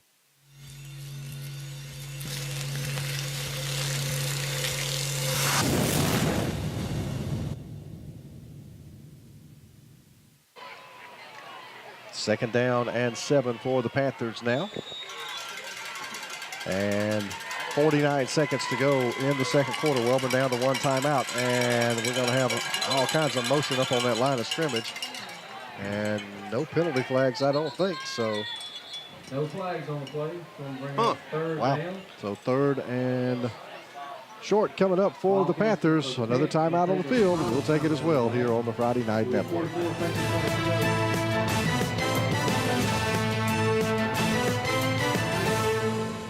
Griffin Laser Engraving in Lincoln is your authorized local dealer for personalized Yeti products. Get your Yeti customized for your team, a business, or a special event. Your color, graphics, even photos. At Griffin Laser Engraving, we make it the way you want it. Order just one or hundreds, and you'll find a full line of Yeti coolers and accessories on hand, even the hard-to-find items. Nationally recognized, but right here at home in Lincoln for quality awards, trophies, powder coating, and personalized Yeti items, Griffin Laser Engraving. So Wellborn with a decision to make here. They'll have it 3rd down and short. They've got to get it down near the 5-yard line, so 3rd and a couple coming up. Panthers, if they can get the first down, that'll stop the clock. 44 seconds remaining here in the second quarter. If they don't get the first down, then they're going to have to hurry to get a 4th down snap off. I imagine that's what they talked about during their timeout, what play they're going to run if they don't get it. 3rd and short right now for the Panthers. Trying to get a score to get back into this ball game. And we got a penalty flag this time. And it'll come back. And that was thrown by Paul Montgomery in the backfield. And this is a big penalty. Huge. If it goes against Wellborn, that makes it tougher for the Panthers, certainly. False start. Got that ball. False start. Indeed, that is a big penalty against Wellborn. It'll make it 3rd down and 7 now. And Brandon, that's not nearly as manageable. No, it's not. Been thrown by the white hat, too. It must have been something the quarterback did. So it'll be Curry and Harris behind Jet Smith.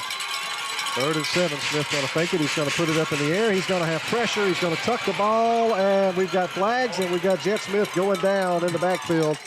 Making the stop that time for White Plains. 42, that was Austin Farley, and also 34 in there for White Plains as well. That's Jake Spivey. And we had penalty flags thrown, so we may have a hold, but they're talking to Wellborn. And it's going to be against the Panthers. Let's get the call from Paul Montgomery. Holding. And Wellborn is going to have a spot of the foul, take it all the way back to the 26, Brandon. Yeah, they was trying to get a quick pass there, and White Plains was reading it, bringing the blitz, and they just got hit with a hold. So 3rd down now, and we'll call it 20 yards, 21 yards to go for the Panthers. No timeouts. Smith going to roll, going to fire it out in the flat. He's got his man, that's Spivey. He's hit in play, and Wellborn cannot stop the clock. Number 18, Harris with a and actually that's going to be Harris who made the stop that time, and an injury for the Panthers. That's Spivey who is trying to limp around, and clock is running. Spivey will have to check out. Wellborn will shift another man in. It's 4th down. Do or die time for the Wellborn Panthers here late in the second quarter. Here's Spivey, drops back, got time, fires it down the far sideline, got a man out there off the fingertips of his intended receiver. Trying to hit Walker Hayes, and that's the final play of the half, and White Plains leads it by 12 at the end of one half of play here on the Friday Night Network Game of the Week as we look at the replay. Yeah, he had all day to throw, and that was really a nice throw, and it was, well, I thought White Plains might have got a hold of had a little bit of his jersey, but that's close. Official didn't call it, it didn't happen. It didn't happen. That's the end of half number 1. A good one for White Plains. They lead it by 12 here on the Friday Night Network Game of the Week.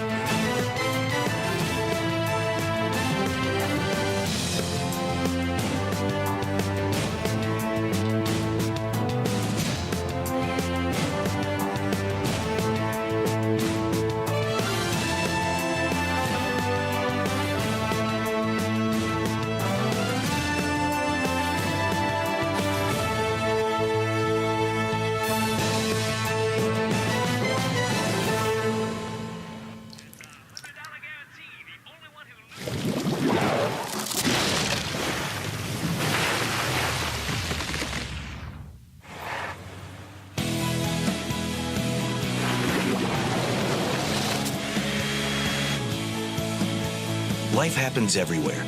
Like it never even happened, only happens here. The cleanup and restoration specialists at ServPro. Are you searching for a broadband solution for your business? Do you want the latest fiber optic technology so no matter what services you offer or what products you make, you will never have to sacrifice productivity? Get speed that's never decreased by high network demands with reliable, blazing fast uploads up to 10 gigabytes per second. Access that's faster and more reliable than cable or DSL. If you have a business in East Alabama, call us. M Squared Connections, 256-405-4311, or learn more at m2connections.com. Welcome back to Town & Country Ford's Car Central. Our top story, Town & Country's Pell City grand opening continues. Find grand opening specials at Bessemer and our brand new Pell City store.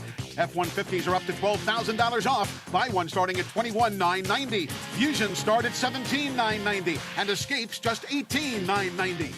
Now that's a loaded lineup. Big town selection, low country prices. Town & Country Ford, Bessemer, and our brand new Pell City store.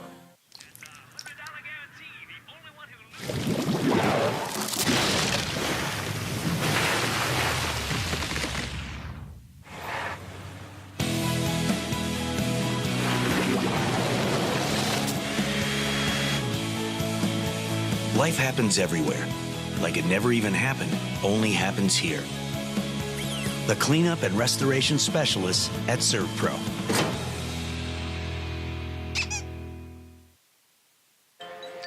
Welcome back here to Robertson Field at White Plains High School, where the Wildcats lead the Wellborn Panthers by a score of 12-0. And right now, the Wellborn Panther Marching Band is performing. Let's take you down to the field and enjoy their halftime show.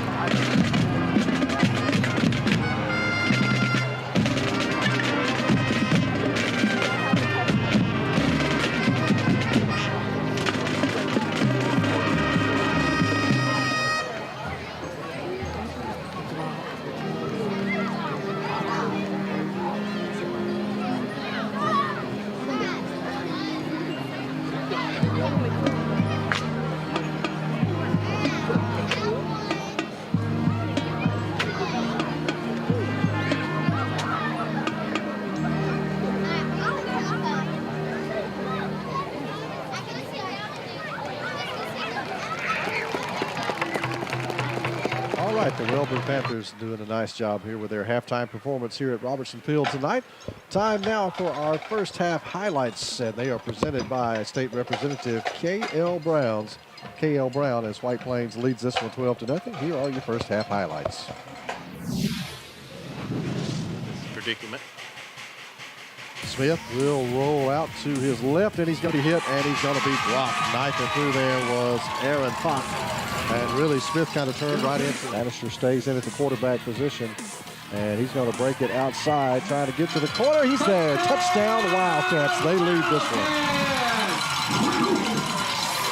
Bannister again with Harris behind him, and he's going to give it to Harris right up the middle. Big hole for Pat Harris. Breaks it to the outside, and finally going to be wrestled down near the 20-yard line, and that was a touchdown saving tackle. I think that's what you got to do if you're Wellborn. Load the box.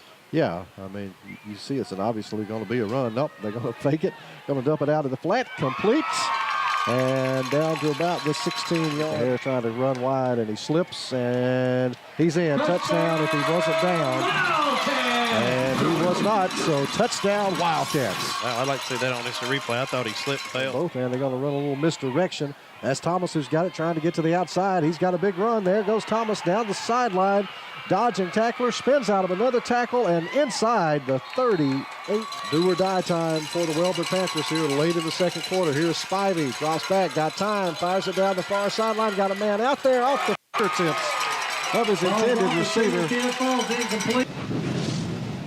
There you have it, your first half highlights presented by State Representative K.L. Brown. A good first half for the Wildcats. We'll be back with more of our halftime report coming up on the Friday Night Network Game of the Week.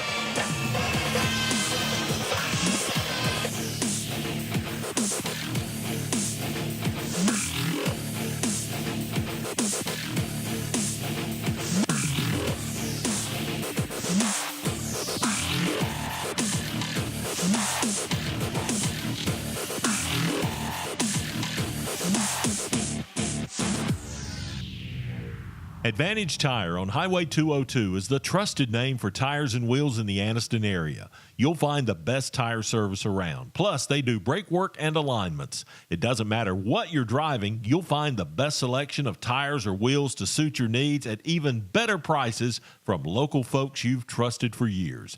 And Advantage Tire is well known for their fast, friendly service. Call ahead or just come on by and see Bruce and the pros at Advantage Tire on Highway 202 today. Are you searching for a broadband solution for your business? Do you want the latest fiber optic technology? So no matter what services you offer or what products you make, you will never have to sacrifice productivity. Get speed that's never decreased by high network demands with reliable, blazing fast uploads up to 10 gigabytes per second. Access that's faster and more reliable than cable or DSL. If you have a business in East Alabama, call us. M Squared Connections, 256-405-4311, or learn more at m2connections.com. Serving Calhoun County for over 30 years, Crawford Office Supply offers selection, convenience, and low prices. Choose from a wide variety of office furnishings featured in their huge showroom.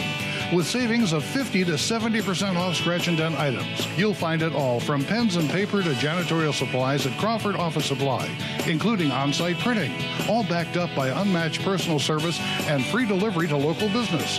Crawford Office Supply, 301 South Layton Avenue in Anniston. Remember, buy local, it matters. Advantage Tire on Highway 202 is the trusted name for tires and wheels in the Anniston area.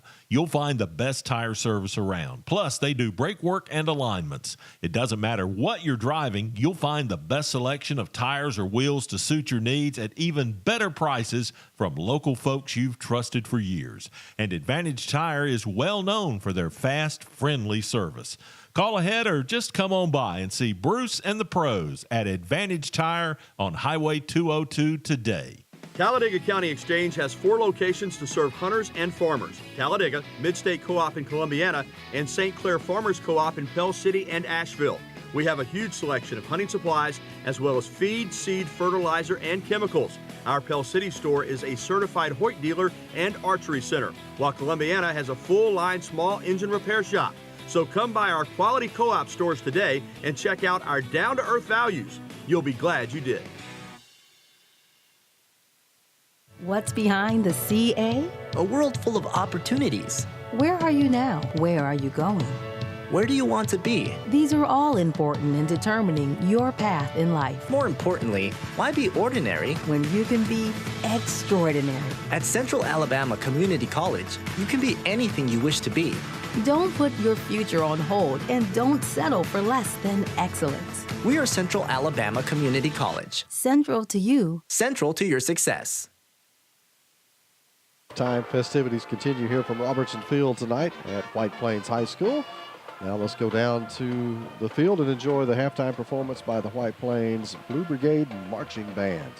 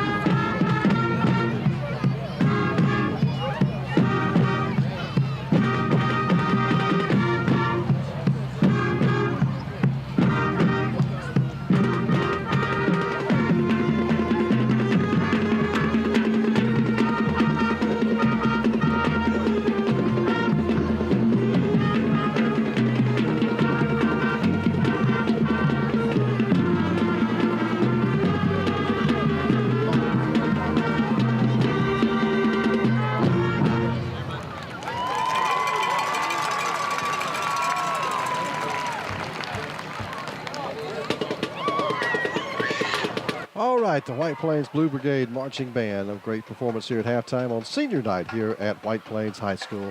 Trying to go out with a win to end the 2017 football season. They lead at 12-0 here over the Wellborn Panthers. We're back with more of halftime coming up on the FNN High School Game of the Week.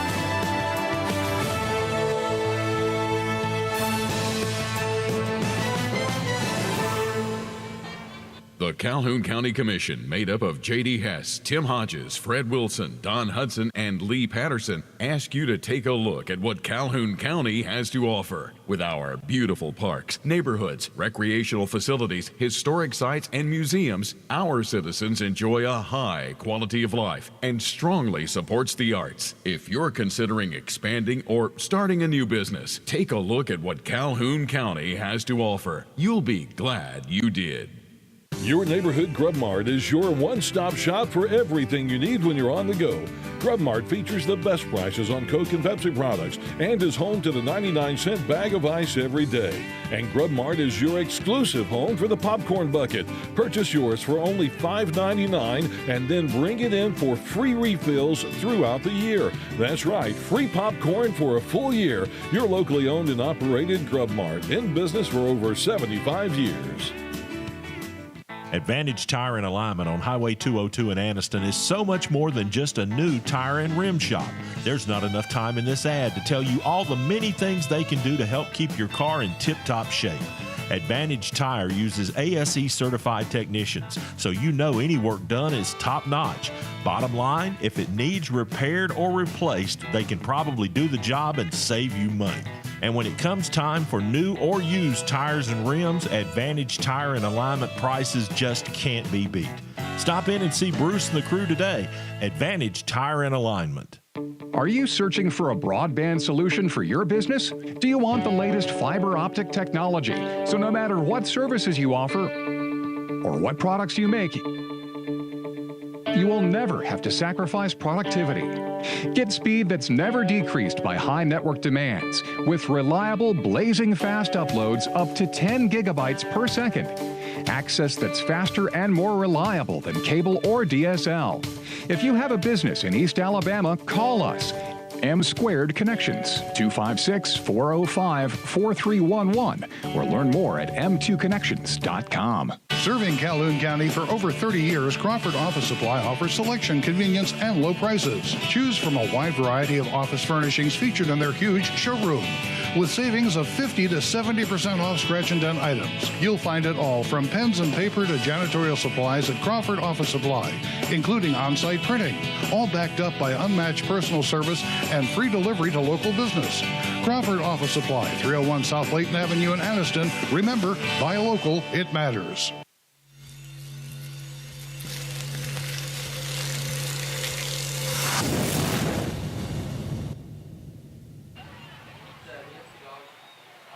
Welcome back here to Robertson Field at White Plains High School. Grady Sapp, Brandon Still, the Wildcats on top here at the halfway point. Let's take a look at our top 10s for week number 10 of the season. And it's Central Phoenix City staying on top. Thompson has moved up to number 2 with their big win over Hoover last Friday night, knocking the Buccaneers down to number 5 in Class 7A. Let's take a look at Class 6A. There you see Austin staying atop the polls. And Oxford right there in second place. Those two will get together before too long. Ben Russell down at number 8. Big game with them coming up tomorrow night against number 1 team or number 2 team, the 3 team rather, I should say, Class 5A. Beauregard, of course, there you see Briarwood sitting atop the polls at 9-0. And we did mention Beauregard already. And of course, Etowah comes in at number 5 in this week's poll. Class 4A. Andalusia continues to be the top-ranked team there, and there you see Sachs Wildcats sitting at number 5. Tallahassee still at number 6, and right down at number 8 finally, as Munford has broken into the top 10, and Hoax Bluff in 10th. Still beyond me how Munford can be ranked behind Tallahassee. And it's Class 3A, Piedmont top spot. The Bulldogs have been dominant this season. Randolph County right there in third. Ohatchee winning tonight. They sit there in seventh, so good representation for Calhoun County once again in Class 3A. Class 2A this week. 5 continues where they've been all season long, sitting up top. Lynette sitting there in second after their win over Lafayette last week, knocked Lafayette down into the 6th position. And in Class 1A, it remains Maplesville, 8-0 on the season, followed closely by Georgiana and Sweetwater. Of course, Wadley slots in the number 5 position this week. There you have your top 10s across the state of Alabama. We'll get one final timeout. We're back with the start of the second half coming up here on the Friday Night Network Game of the Week.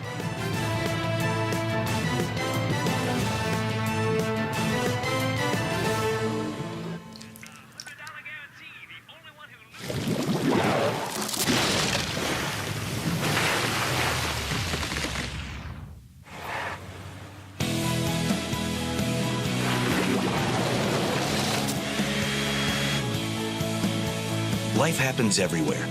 Like it never even happened, only happens here. The cleanup and restoration specialists at ServPro.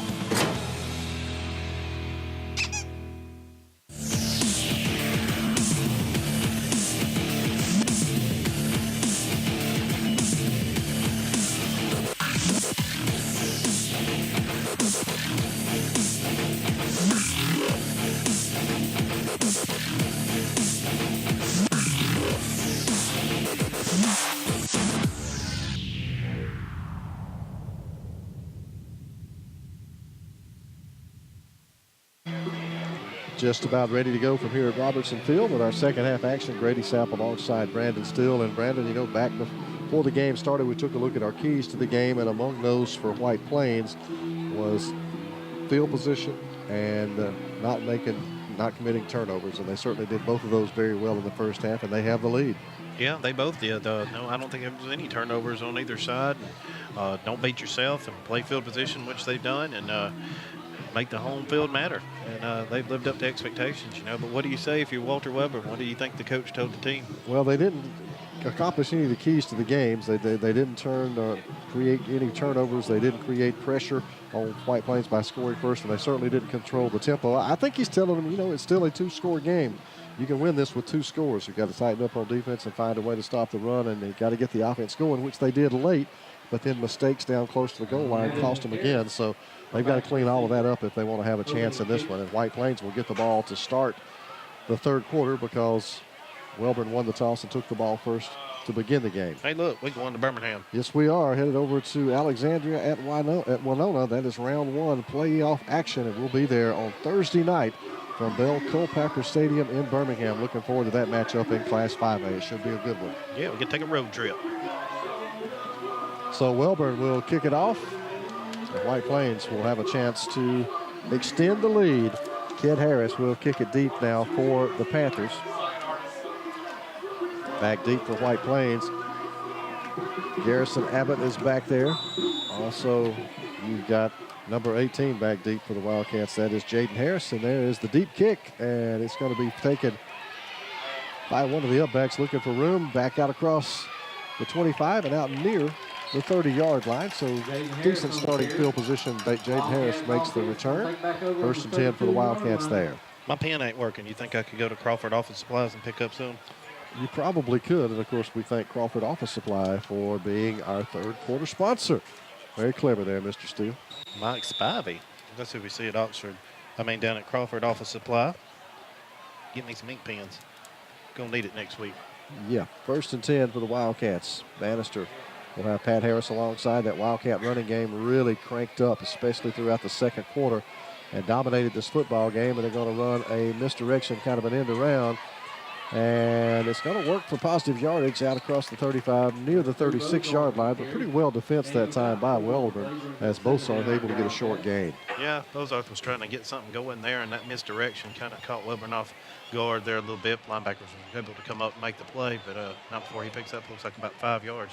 Yeah, Keontae Curry made the stop, and that was a nice positive gain on first down. Mark him out at the 37-yard line, so call it a gain of about 5. Bannister. Harris will operate out of the pistol look this time. And they're going to give it to Harris running up the middle. He's hit quickly, and he's going to be dropped. Right there, again, up to make the stop and help out is Keontae Curry. And it'll be 3rd down and long now for White Plains. Yeah, Keontae Curry, he was dominating the line of scrimmage right there, number 45 at the defensive end position. Looks like Wellborn's got a little bit of life coming into the 3rd quarter. Yeah, definitely on defense, they've got to get a stop here. You don't want to fall down by 3 scores as quickly as the game is going. Both teams eating up clock with that running game. Harris will go out in motion now. Bannister going to roll that way as well. Steps, fires, man downfield, caught. And Bosarth is going to have it down to the 35-yard line. 1st and 10 for the Wildcats, and they get the first big play of the 3rd quarter. Instant replay. Bannister rolls around and hits Bosarth way downfield about 30 yards for a nice reception. Caught the backfield snoozing for Walter Wellborn. Tackle made that time by Walker Hayes. 1st and 10 Wildcats now back in Wellborn territory where they spent most of quarter number 2. And the Wildcats show they can throw the football as well as run it. That was a beautiful pass. Play comes over from the White Plains sideline, and we're going to have the Harris and Harris show in the backfield. Jaden Harris in at quarterback. Give it off to Pat Harris running right, looking for room.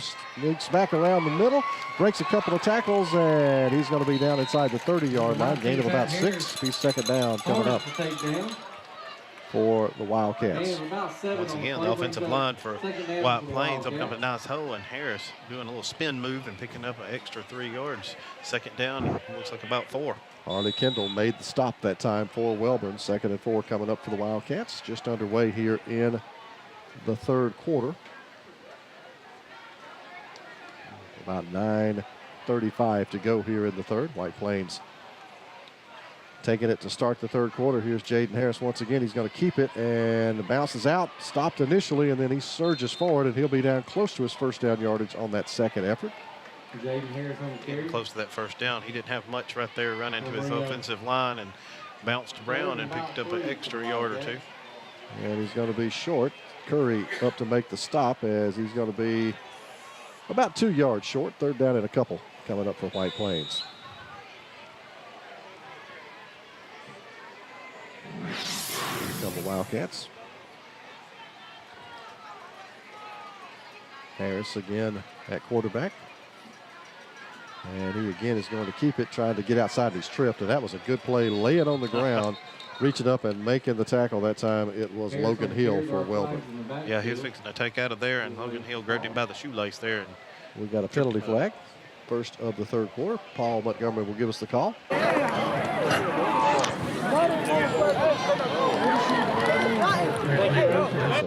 Chop block against the Panthers on defense. So that's going to be an automatic 1st down for the Wildcats, and the drive will continue. There's another mistake by the Panthers. Penalties are costly on Wellborn. Very costly. And that'll take the ball down inside the 20, down to the 17-yard line now for White Plains. And they'll have it 1st down and 10 at that point after that big penalty against the Wellborn Panther defense.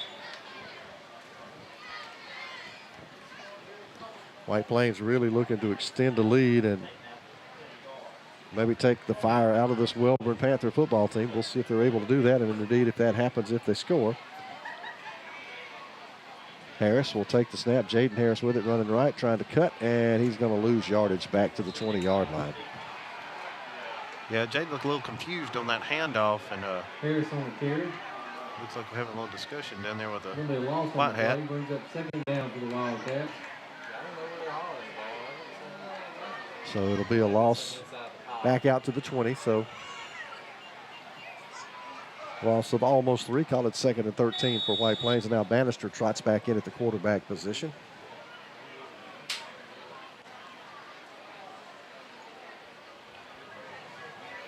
He'll have Pat Harris alongside.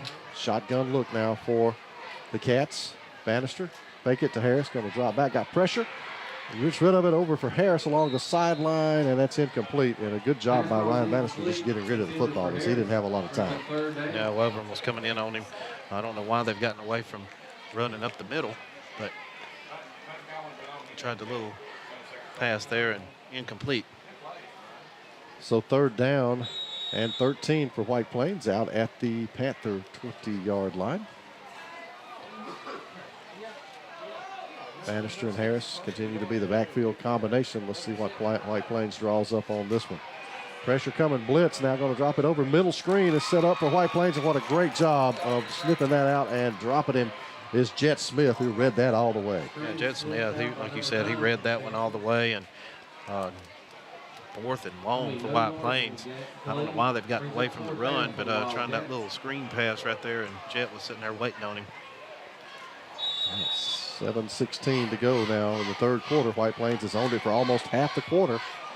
But right now, if they can't pick up a 4th down, it'll be all for naught as far as points go. Bannister, shotgun look, going to roll, got pressure again, dances away, fires it down the middle, got a man, Harris open, touchdown!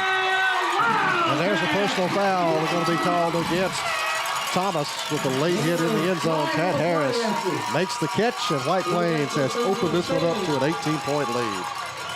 Number 12, Ron Bannister connects with number 19, Pat Harris. You see right there on instant replay, Bannister out in shotgun, rolls to his right, and he looks at Harris all the way right there in the end zone. Kind of curious what the penalty is. Looks like maybe a helmet to helmet. No, it's just a late hit. He's already crossed the goal line, and you see Thomas come in very late and hit him. So that personal foul will be assessed on the kickoff.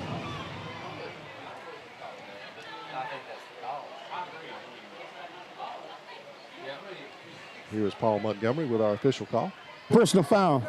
Be a personal foul against the Panthers. Rather emphatically signaling against Wellborn. White Plains unsuccessful on the first 2 attempts at a 2-point conversion. Will go for number 3 here. Try to extend the lead to 20-0 with 7 minutes to go in the third quarter. Here's Bannister. Shotgun snap, bootlegs it out, got pressure, going to dance away from that, going to roll out, shuttles it over and incomplete. And again, the pass is no good, the 2-point conversion no good, but White Plains leads it by 18 here on the FNN High School Game of the Week.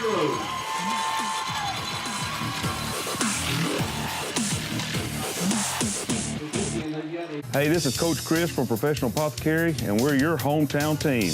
We take care of all your pharmacy and medical equipment needs. When it comes to medical supplies, the team at Professional Apothecary has the winning game plan. Everything from mobility needs to home and portable oxygen, CPAP equipment and supplies, easy lift chairs, and doctor comfort shoes. And we have all of your over-the-counter needs. Come see us at Professional Apothecary. Located on North Street, just off the square, on Facebook and online at proapo.com. White Plains looking for their first win since September of 2015. They're well on their way, 18-0 they lead it. And now the personal foul penalty will be walked off. That was on the late hit after the touchdown against Thomas of the Panthers. And now White Plains will kick it off from the Wellborn side of the field. Austin Bussey will hit it.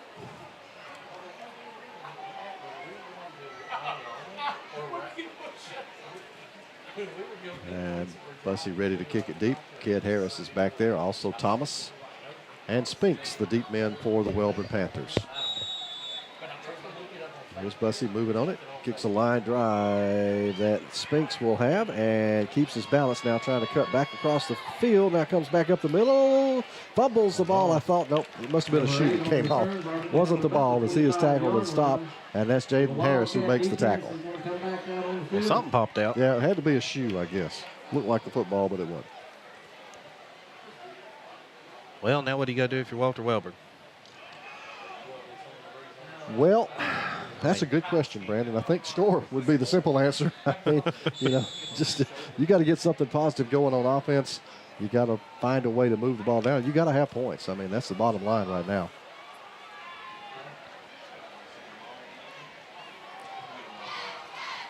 Jet Smith will turn, fake it. Now he's going to keep it himself. A little trickeration play, but White Plains not buying any of it. They just swallow him up right at the line of scrimmage. Just the entire line right there over on that side. Bussey was in there. Also in there was number 42 for the Wildcats. That's Austin Farley. Yeah, White Plains kind of sniffed that one out, trying a little trickery there, hiding it under his belly and trying to do a little quarterback sneak, and it didn't sneak past White Plains. It looked like maybe a yard.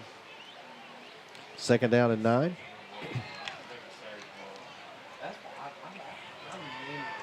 They've only completed like one pass, if I'm not mistaken. They have to start relying on that. Here's Jet Smith going to look to put the ball in the air this time. Dances around. He's got time. Now he's going to fire it down the field, and it's complete. He makes a nice pass out across midfield, and we've got a penalty flag on the play as that pass was completed to Austin McQueen. Nice pitch and catch. Him rolling around there. Jet finding his receiver. But we'll see what the penalty is. You need to talk to him. So talk to him now. Paul Montgomery is going to get up and get the information, and then we'll get the call coming up. I believe it's against White Plains. Yeah, I think it'll be defensive holding. What do you think? They're looking over to the Wellborn sideline. Yeah. Huh? He called it. Yeah. We got defensive hold. So that's defensive holding. Well, we got the call kind of inadvertently there. Holding against White Plains. That penalty will be stepped off at the end of the run. Here's the replay to take a look at that pass. Nice throw by Jet Smith this time, Brandon. Yeah, it was. Jet, taking it in shotgun, rolling over to his left, and seeing McQueen down the sideline there, pointing, and there he is, wide open. Young man's got it on. He does. Throwing across his body, that's a tough throw for a quarterback to make. And Jet Smith did a nice job of making that one. 1st and 10, Panthers now at the Wildcat 35-yard line. Smith going to give it off to Harris, and Harris tries that left side, gets some yards, and we get another penalty coming in late in this one. And this is going to be, again, a kind of extracurricular after the play. I think it's going to be against White Plains again, if I'm not mistaken.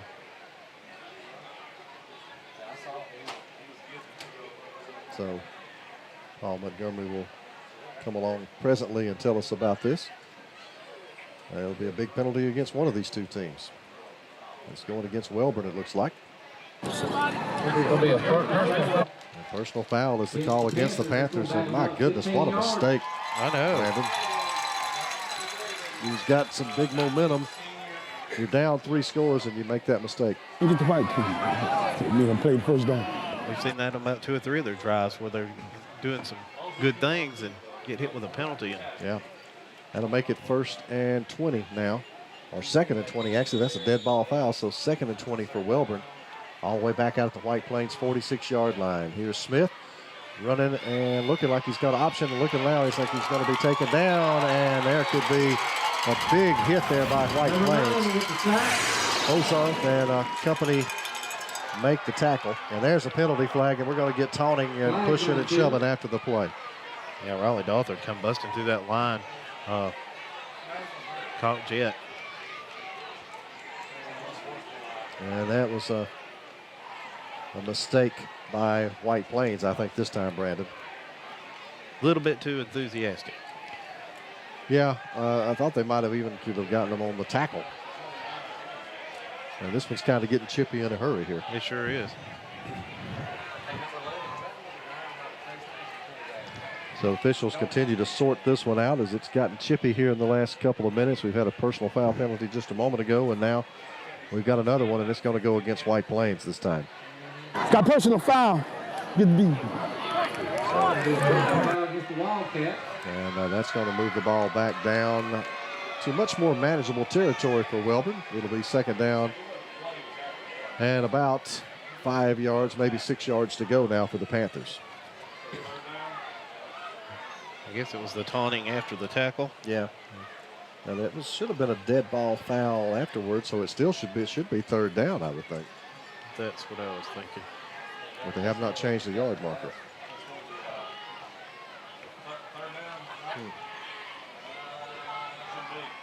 Well, they have not changed it. They're still indicating 2nd down over on the chains. But I thought that was a dead ball personal foul unless they called that during the play. So they're going to leave it 2nd down for Wellborn. That's a mistake. 2nd and 6 now for the Panthers.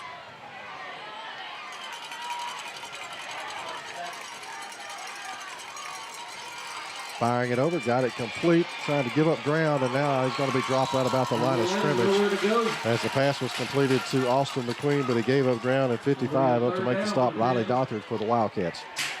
Riley Dalthard's come to life here. He's all over the place tonight. So 3rd down now, and they call it 6 yards to go from the Wildcat 32-yard line for Wellborn. They're looking for a way to get their first points of the night on. Appreciate our 3rd quarter sponsor tonight, And our third quarter sponsor is Crawford Office Supply. All your office needs right there at Crawford Office Supply. Here is Jet Smith and company looking for a big third down play. Pressure coming, and he's down. Blitz right there by Ethan Bosarth, and that's a big loss. And now Wellborn will face a 4th and long. Look at it here on the instant replay. Ethan Bosarth brings the blitz and nails Jet Smith right there around the 40-yard line. Smith had no chance on that one. None. Can't blame him on that one. So 4th down, and they call it 14 yards to go now for Wellborn, and they've got to go for this as time is wasting here in the 4th quarter for them.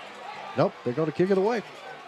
And remember, of course, the punter, Jet Smith, is also the quarterback, so they could try some type of fake here, but it looks like they are going to indeed kick this one away and try to pin the Wildcats back deep.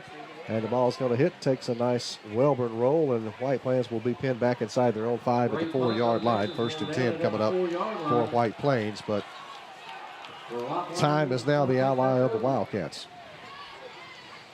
3:41 to go here in the ball game in the 3rd quarter, and White Plains with a 3-score lead. But both teams starting to kind of get a little chippy, and there's been some late hits and some personal fouls. So, you know, once again, I think Wellborn pretty much shot themselves in the foot.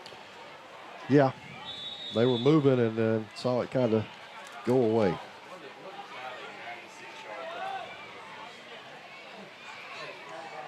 Here's Bannister with Harris in the backfield. Backed up at the 4-yard line. Harris out across the 5 and out near the 8, so give him 4 on 1st down. Jet Smith wraps him up. 2nd down and 6 coming up for the Wildcats.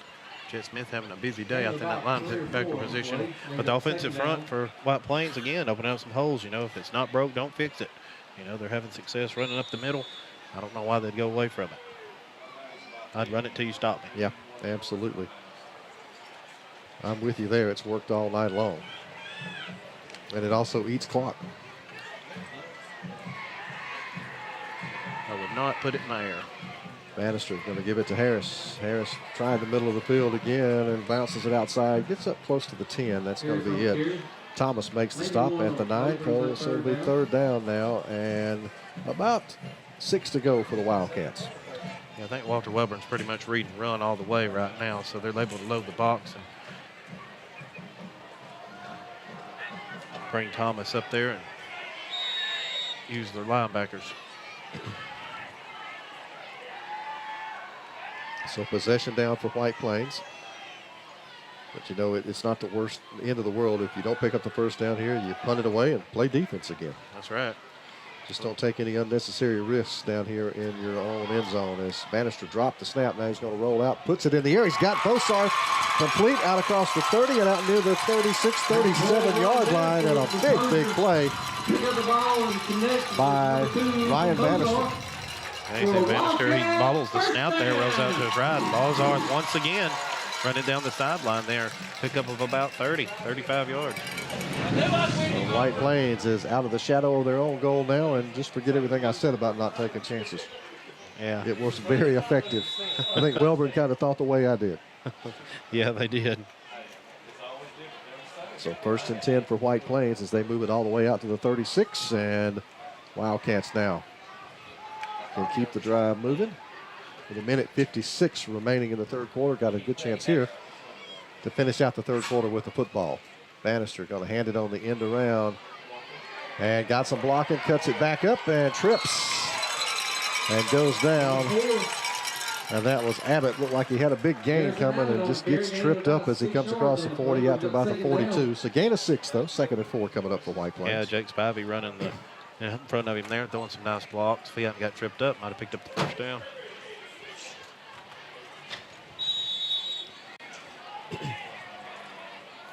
I just don't think I'd put it in the air. No, 2nd and 4 coming up for White Plains.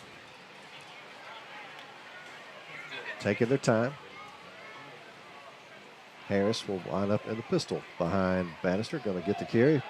And there's Pat Harris out across the 45. Dives ahead near the 47. Close to his 1st down yardage. Tackle was made by Keontae Hunt for the Wellborn Panthers. And that will move the chains. 1st and 10 Wildcats. Noah Tillman right there on the line of scrimmage, opening up a nice hole. Yeah.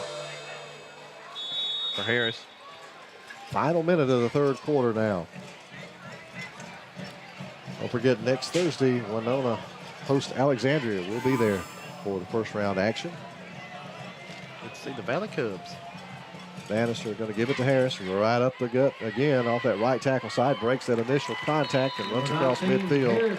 And he'll have it into Panther territory again for the Wildcats. It's really, Brandon, they've spent most of the game in Wellborn territory. Yes, they have. Will Osteen right there on the offensive line throwing a nice block and opening up for Mr. Harris to pick up some positive yardage. So White Plains letting the clock run down as officials blow it in play now with the final 18 seconds. Wildcats don't have to run another play here in the third quarter, and they will choose not to do so. After 3, it is all White Plains here on the FNN High School Game of the Week. Wildcats 18, Gilbert Panthers 0.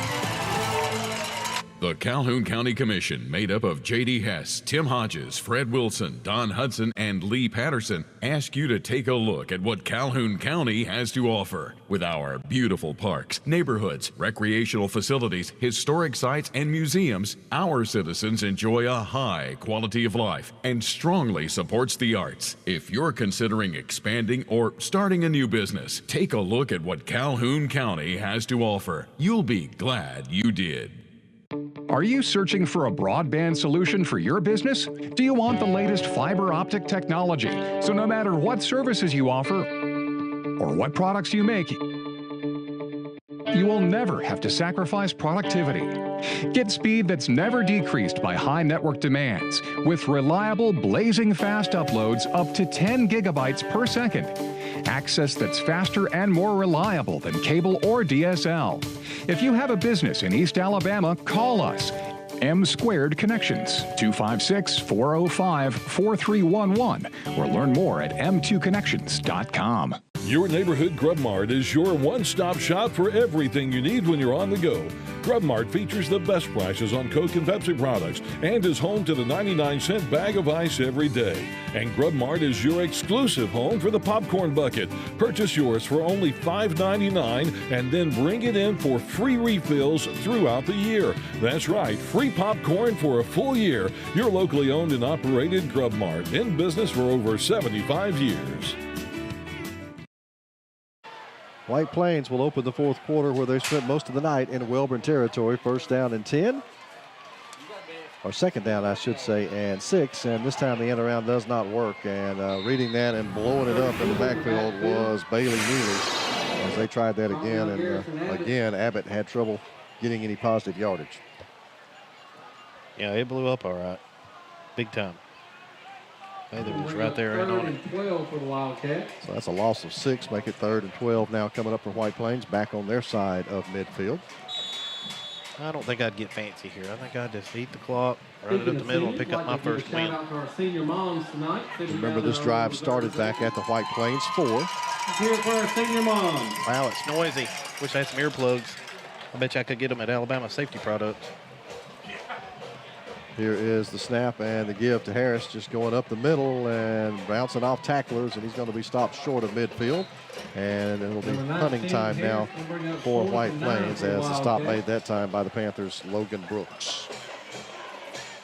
And yes, Brandon, now that you mentioned the Alabama Safety Products, our fourth quarter sponsor, and we're proud to have them on as our fourth quarter sponsor tonight. And of course, don't forget the rest of the game will go side by side during our commercial breaks. Hey, Alabama Safety Products is pretty good. You know, the depots provides our safety stuff, but I go there and get mine. Very good. They got some good stuff. White Plains will punt for the first time in a while. Good snap and get the kick out of there.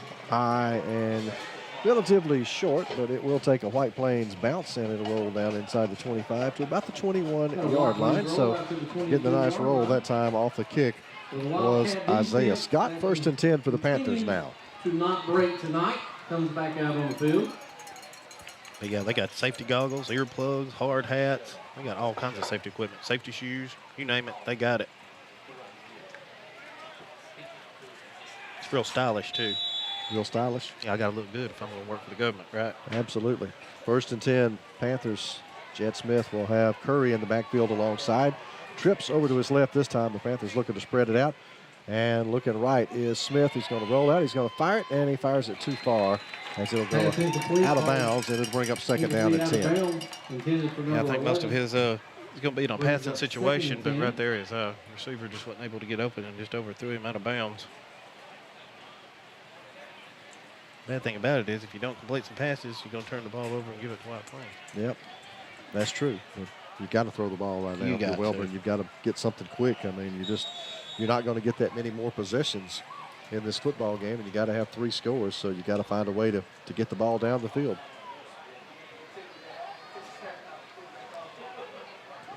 Smith again with a spread field. They're going to run it this time, hand it off to Thomas, coming to the near side, and Thomas going to be forced out of bounds as he gets to the 30-yard line. So that's a gain of about 8, bring up third down and 2 for the Panthers. That was a good run by Thomas, hitting the outside there, just kind of winning the battle of the speed. And number 19 here. Third down and about a yard. Only third and short for the Panthers. I think for Wellborn, you got to forget about trying to run it up the middle. It's just not going to happen. Of course, they might do it here to try to get the first down, but third and a couple. Actually make it 3rd and 1 now from the 30-yard line for the Panthers. Smith under tackle, under center, going to give it off to Curry. He's got the first down and more across the 35. Breaking tackles across the 40, out to the 45. Dragging tackles all the way to midfield. And it'll be 1st and 10 for the Panthers coming up as a good run that time by Curry. Yeah, Curry, his offensive line doing what they're supposed to do. And what was supposed to be just a yard or so, he picks up a big chunk of yardage. Dobson makes the stop for White Plains. And that was just all heart and effort that time by Curry. I don't think White Plains, they hadn't been in the backfield much, so they might be a little rusty.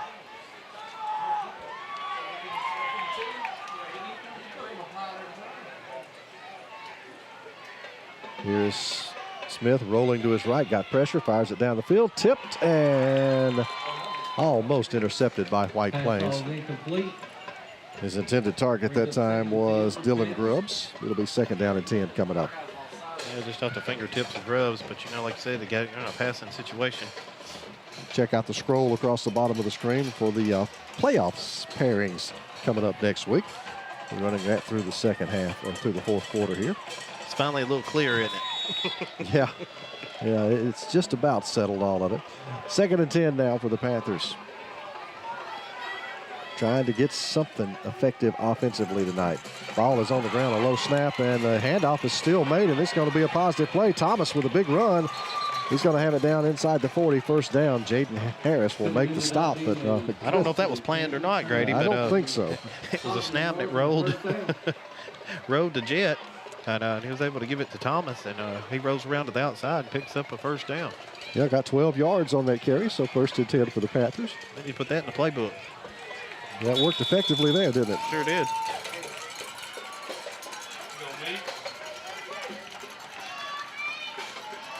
$8:50 now remaining in the football game. 1st and 10 Panthers.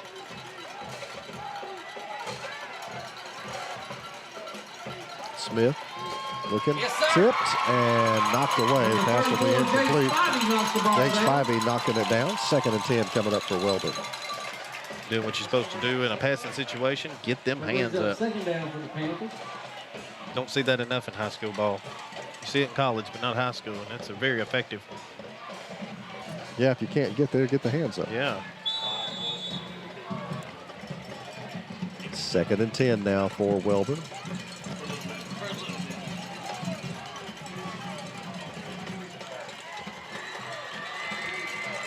Give it to Curry up the middle. He's going to be hit and surges forward for 3, but getting their arms around him and wrapping him up was Aaron Hawk that time for White Plains. Gain of about 4 on the play, brings up 3rd down for the Panthers. That was just a good old powerful run. And Ethan both, I should say, on the stop, not Hawk. So 3rd down and 6 for the Panthers. I still think Webber's going to have to go in the air with 8 minutes left here in the 4th quarter. Down by 18. And the end around, Thomas is going to run right. It's forced out. White Plains played it well. He still gets forward. And it was a good effort by Thomas to do that. Stop is made by 51 that time, and that is Caleb Knight. 4th down now for Wellborn. We'll bring up 4th down for the Panthers. Good run, heading by the jersey. Yep. 4th down and 4 to go now for the Wellborn Panthers. Possession down, obviously, here for the Panthers. It's 2 down territory all the way. 4 down territory the rest of the way for Wellborn tonight. This could be the ball game.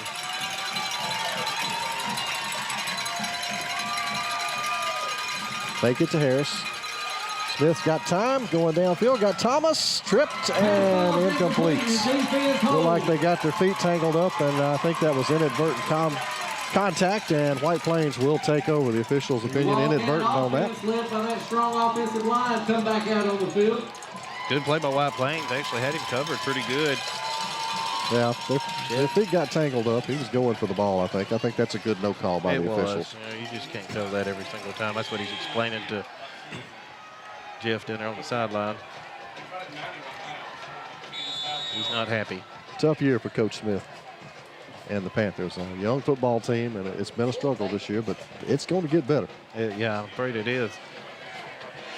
1st and 10 for White Plains. They take over now with 7:17 to go in the ball game. And here comes Pat Harris, right back up the middle and out across the 45 to about the 48-yard line. Tripped up there by Jet Smith. It'll be 2nd down. This is still some talking after the play. Riley Dothard there making a nice block on the offensive front. You know, that's kind of been the key of this game. White Plains' offensive line has really dominated against that freshman front of Walter Wellborn. You know, they hadn't had very many costly penalties and hadn't turned the ball over.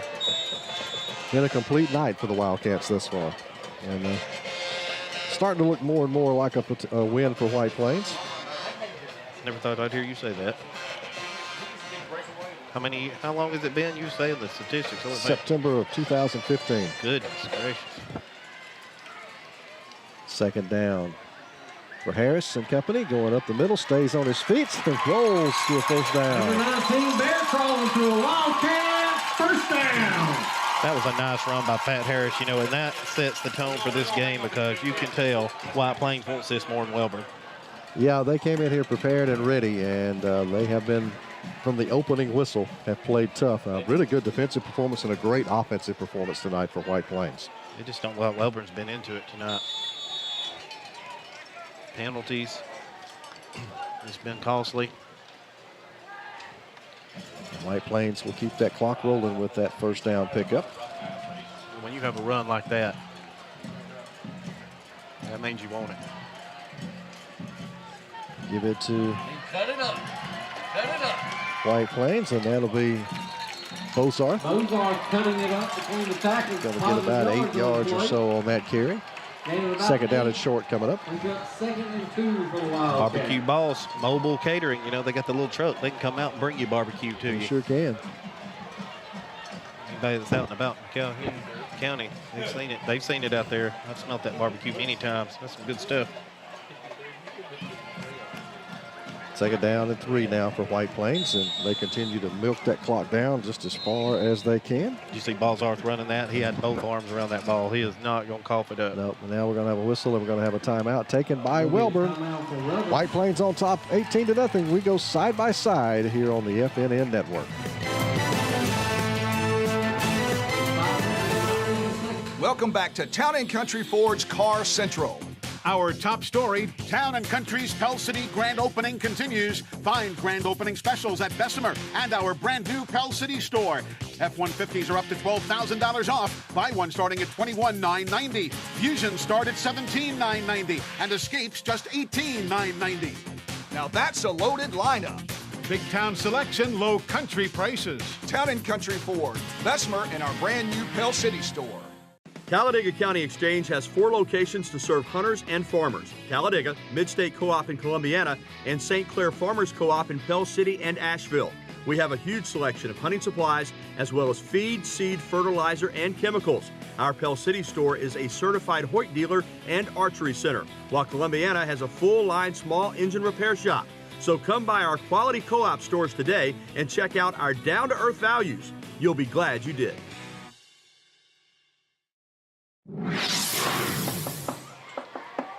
Out of the Wellborn timeout, White Plains will be looking at a 2nd down and 3. And this almost kind of looks like a Coach Smith wanted to talk to the officials timeout. It is.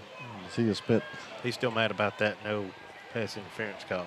Hey, I'm really liking that side by side. Yeah, that's very cool. And I am also very appreciative of our 4th quarter sponsor, Alabama Safety Products. You've had a lot of experience with it. I have. No kidding. I go there to get my safety products for the working out at the depot. They're really, really good.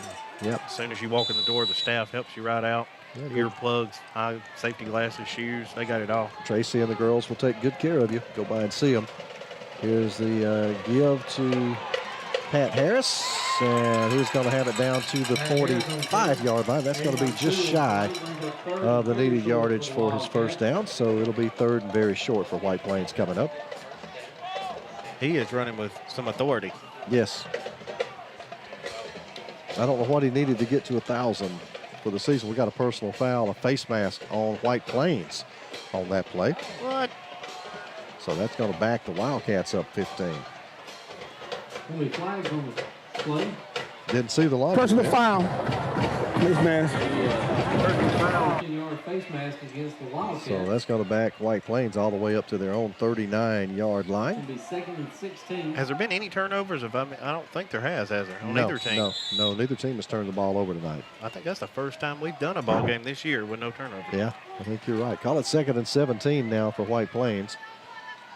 And there's Bozarth cutting it back up the middle once again, straight ahead. Got good yardage.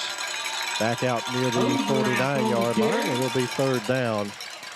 Coming up for the Wildcats. 3rd down and about 7. That's right by Bozarth, covering up the football, just eating up some clock. His offensive line, like they've been doing all night, making some nice holes. But you know, like we said earlier, that is a freshman front on the defensive line. Yeah, it's a very young Panther squad. Marked him at the 48, so it's 3rd and 8 now for White Plains.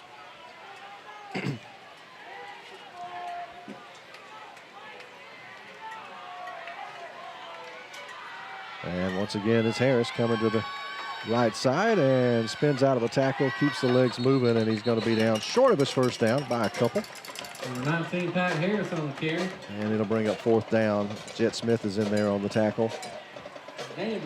Also, I believe that's McQueen who was in there as well for Wellborn. No, make that 11 for the Panthers. Austin McQueen. It was McQueen. I had it right in the first place. That's right. You know, everybody's been talking about his quarterback position, but, you know, I've been enjoying watching Jet play defense. Yeah, he's been a very good backer, and it looks like White Plains shows every sign they're going to go for this. See, I just don't understand that. I don't. Good to get that with 3:45 to go. Just punt it away. Or maybe just try to draw them off sides. Yeah. Just get that easy 5 yards. Yeah, good call. Yep. That's what I'd do. Yeah, that I like. Yeah. They burn a little more clock. And it worked earlier. Took down and timeout taken now by the Wildcats. So we'll take one as well. White Plains in control of this one late here on the FNN Network Game of the Week. 3 minutes and 29 seconds left. What's behind the CA? A world full of opportunities. Where are you now? Where are you going? Where do you want to be? These are all important in determining your path in life. More importantly, why be ordinary when you can be extraordinary? At Central Alabama Community College, you can be anything you wish to be. Don't put your future on hold and don't settle for less than excellence. We are Central Alabama Community College. Central to you. Central to your success. Serving Calhoun County for over 30 years, Crawford Office Supply offers selection, convenience, and low prices. Choose from a wide variety of office furnishings featured in their huge showroom.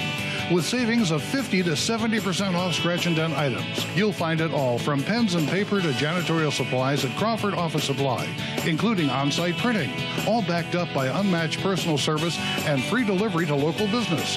Crawford Office Supply, 301 South Layton Avenue in Anniston. Remember, buy local, it matters.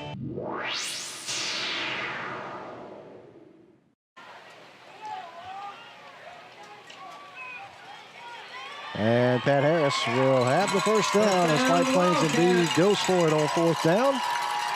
And the Wildcats can run a bunch more time off this clock. Great push off the offensive line again, number 34. The man, Jake Spivey. I mean, he was running right behind him. So 1st and 10, Wildcats. He pushed his blocker, I know, 5 or 6 yards downfield.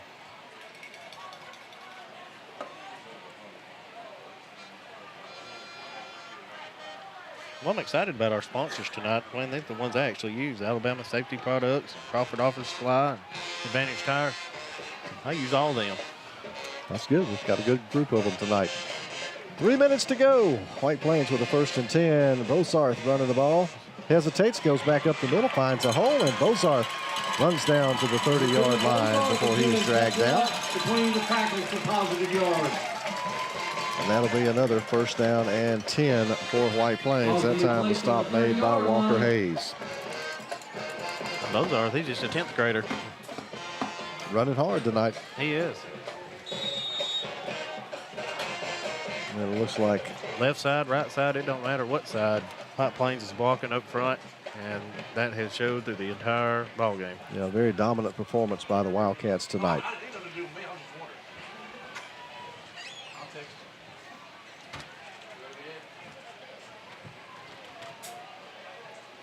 And I'll give it to Pat Harris one more time, running wide and spins out of a tackle, spins out of another one, can't get away from the jersey, and he's going to be down at about the 29. So about a yard for Pat after all that. 2nd down and 9 coming up for White Plains. You know, and they're playing just like they're down by 18. I mean, well, you know, we talked about could you find a way to close it out, and they haven't taken the foot off the accelerator. They've continued to dominate this game all night long. And that's what you have to do in high school football. You can't let up. So 2nd and long now with 1:48 in the ball game. I'm excited for these guys. They needed a win. Yep, first time in 25 games that the Wildcats have gotten a win, and Pat Harris gets another nice run. Positive yards on the play. I don't know if Wellborn's just out of gas or they know it's over. He's ready to get out of here. Yeah, it's in the books. White Plains will get the win tonight, and that is a monkey off their back. They'll finally pick up that first win since September of 2015. And I feel bad for Wellborn because they do train hard, they work hard, they got good coaching, but White Plains, they deserve a win. These fans deserve a win. We come out here and it's packed every time we come here. Yep. Great following, and we've got a timeout on the field by Wellborn. So we'll take it as well. We'll be back with the final minute of this one on the FNN Network.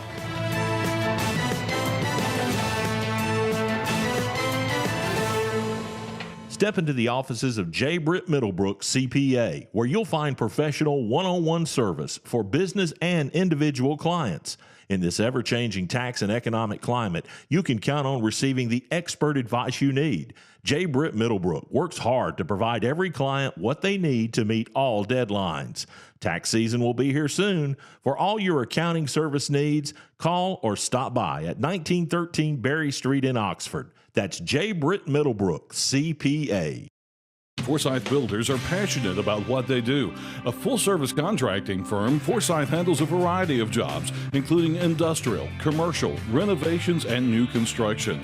Forsyth has become a leader in construction management and has constructed or made additions on a number of area businesses like Noble Bank and ABS Business Systems, additions to Anniston's Country Club and FNN Bank. Remember to make Forsyth Building Company your first choice for quality construction.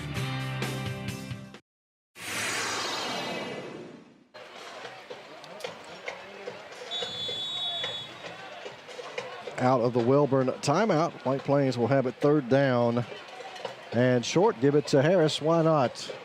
Stays on his feet fighting for extra yardage, driven back by the Panther D, but he was very close to his first down. He has it, I believe. Fans, let's stand up on our feet. With that run, we can officially announce, with the help of the offensive line, number 19, Pat Harris. I don't think you got the first down. Well, he went over 1,000 yards on that carry, and you can hear the fans going wild. Yes. Well deserved. Well deserved. Pat Harris crosses the 1,000-yard threshold. And 4th down and just inches now for White Plains.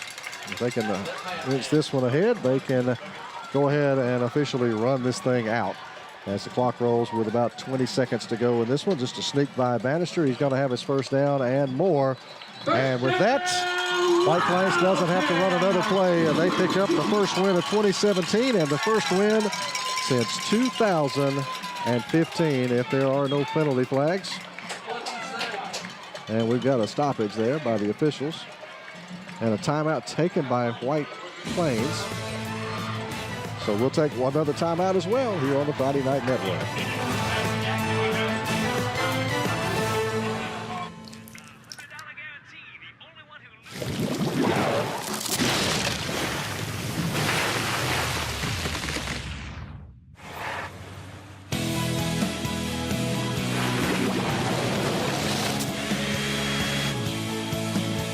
Life happens everywhere. Like it never even happened, only happens here. The cleanup and restoration specialists at ServPro. Are you searching for a broadband solution for your business? Do you want the latest fiber optic technology? So no matter what services you offer or what products you make, you will never have to sacrifice productivity. Get speed that's never decreased by high network demands with reliable, blazing fast uploads up to 10 gigabytes per second. Access that's faster and more reliable than cable or DSL. If you have a business in East Alabama, call us. M Squared Connections, 256-405-4311, or learn more at m2connections.com. And the clock will continue to go. And there you have it. The White Plains Wildcats taking the knee by Bannister, and that's going to do it. The Wildcats will get the win for the first time since September 2015. The streak is over. The Wildcats are winners once again tonight here at Robertson Field. We'll grab a timeout. We're coming back with our post-game highlights and to wrap things up here on the Friday Night Network Game of the Week.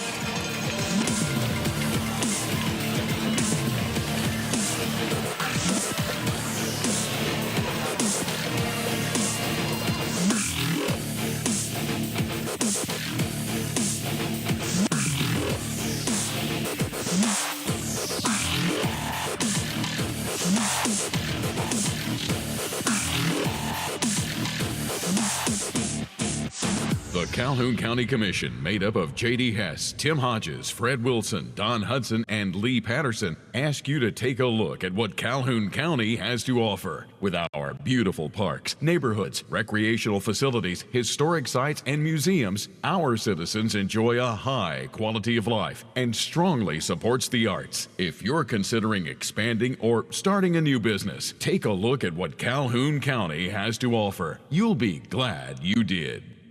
Advantage Tire and Alignment on Highway 202 in Anniston is so much more than just a new tire and rim shop. There's not enough time in this ad to tell you all the many things they can do to help keep your car in tip-top shape.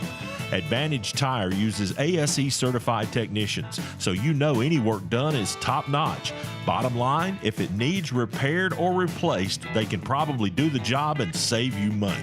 And when it comes time for new or used tires and rims, Advantage Tire and Alignment prices just can't be beat. Stop in and see Bruce and the crew today.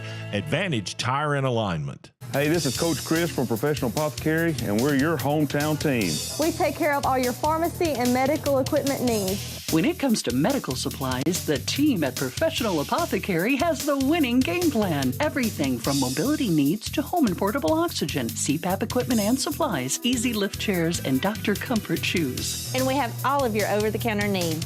Come see us at Professional Apothecary. Located on North Street, just off the square, on Facebook and online at proapo.com.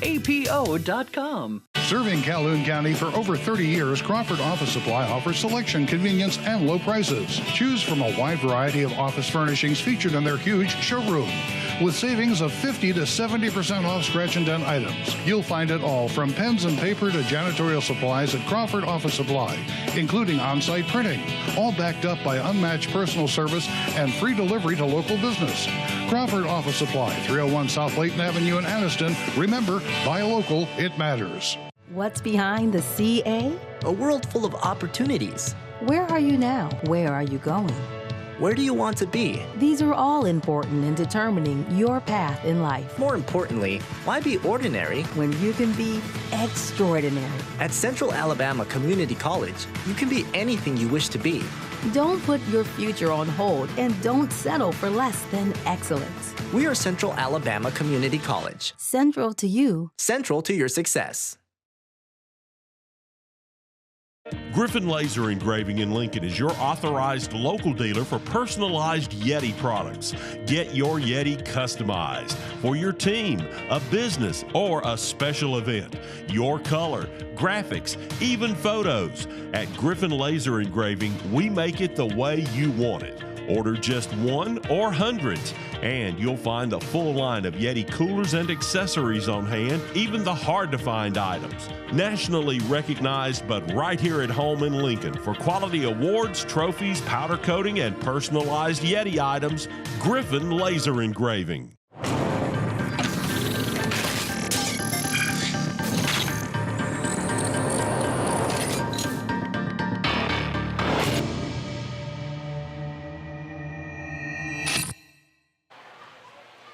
Welcome back here to Robertson Field at White Plains High School, where it is the sweet taste of victory for the Wildcats tonight. First win of 2017, first win since September of 2015 for White Plains, and they do it in style, shutting out the Wellborn Panthers by a final of 18-0. Let's take a look at our second half highlights.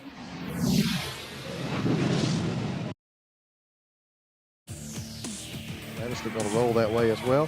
Steps, fires, man downfield, caught. And Bosarth is going to have it down to the 35. Right now, they can't pick up a fourth down. It'll be all for naught as far as points go. Bannister, shotgun look, going to roll, got pressure again, dances away, fires it down the middle, got a man, Harris open, touchdown. They have to start relying on that. Here's Jet Smith going to look to put the ball in the air this time, dances around, he's got time, now he's going to fire it down the field, and it's complete. He makes a nice pass out across the middle. Quarter sponsor is Crawford Office Supply. Your office needs right there at Crawford Office Supply. Here is Jet Smith and company looking for a big third down play. Pressure coming, and he's down. Blitz. Just don't take any unnecessary risks down here in your own end zone. As Bannister dropped the snap, now he's going to roll out, puts it in the air. He's got Bosarth complete out across the 30 and out near the 36, 37. Your second half highlights presented by State Representative K.L. Brown. We'll grab one final timeout. Brandon and I are back to wrap things up next on the Friday Night Network Game of the Week.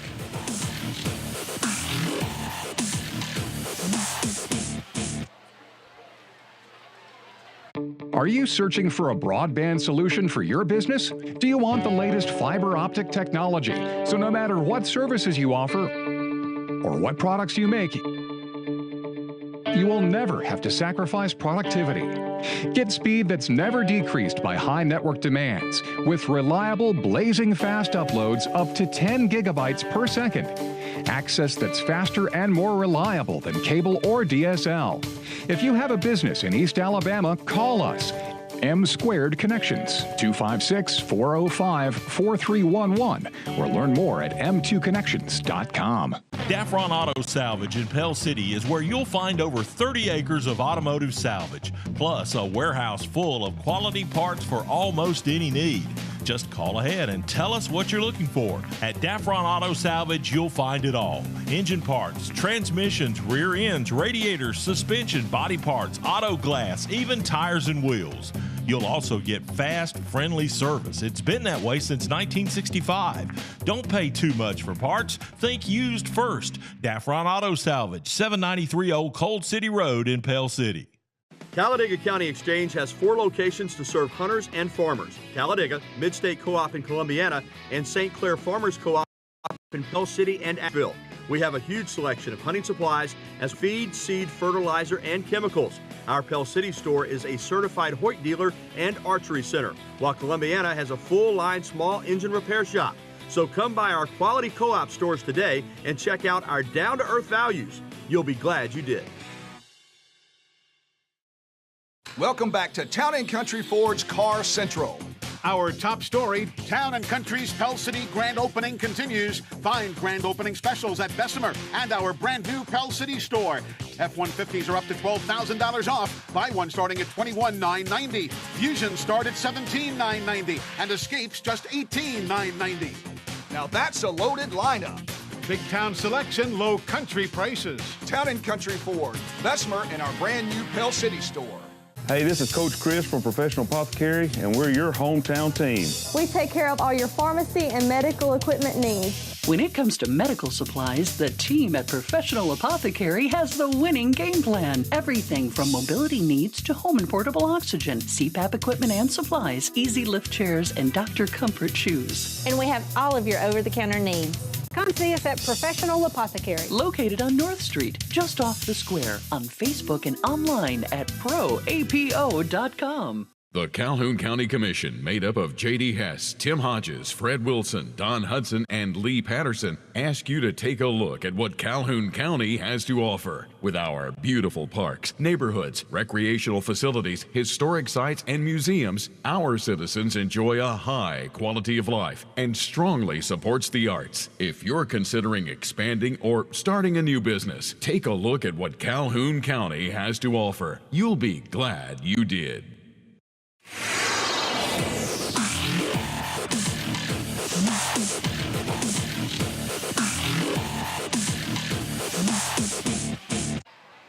Grady Sapp, Brandon Still back here at Robertson Field to put the wraps on the regular season for 2017. Went fast, didn't it? Yes, it did. Wildcats get the win tonight, 18-0 over the Panthers from Wellborn. Of course, we'll be back next Tuesday night with the FNN High School Football Coaches Show. Ken Fordham from the Wadley Bulldogs and Pat Prestridge, head coach for the Randolph County Tigers, will be our guests. It'll be a great show to talk to those. Great seasons for both of those schools. And also, of course, our player of the week, Tanner Reeves, was it for week number 9. Who will it be this week? Find out Tuesday night.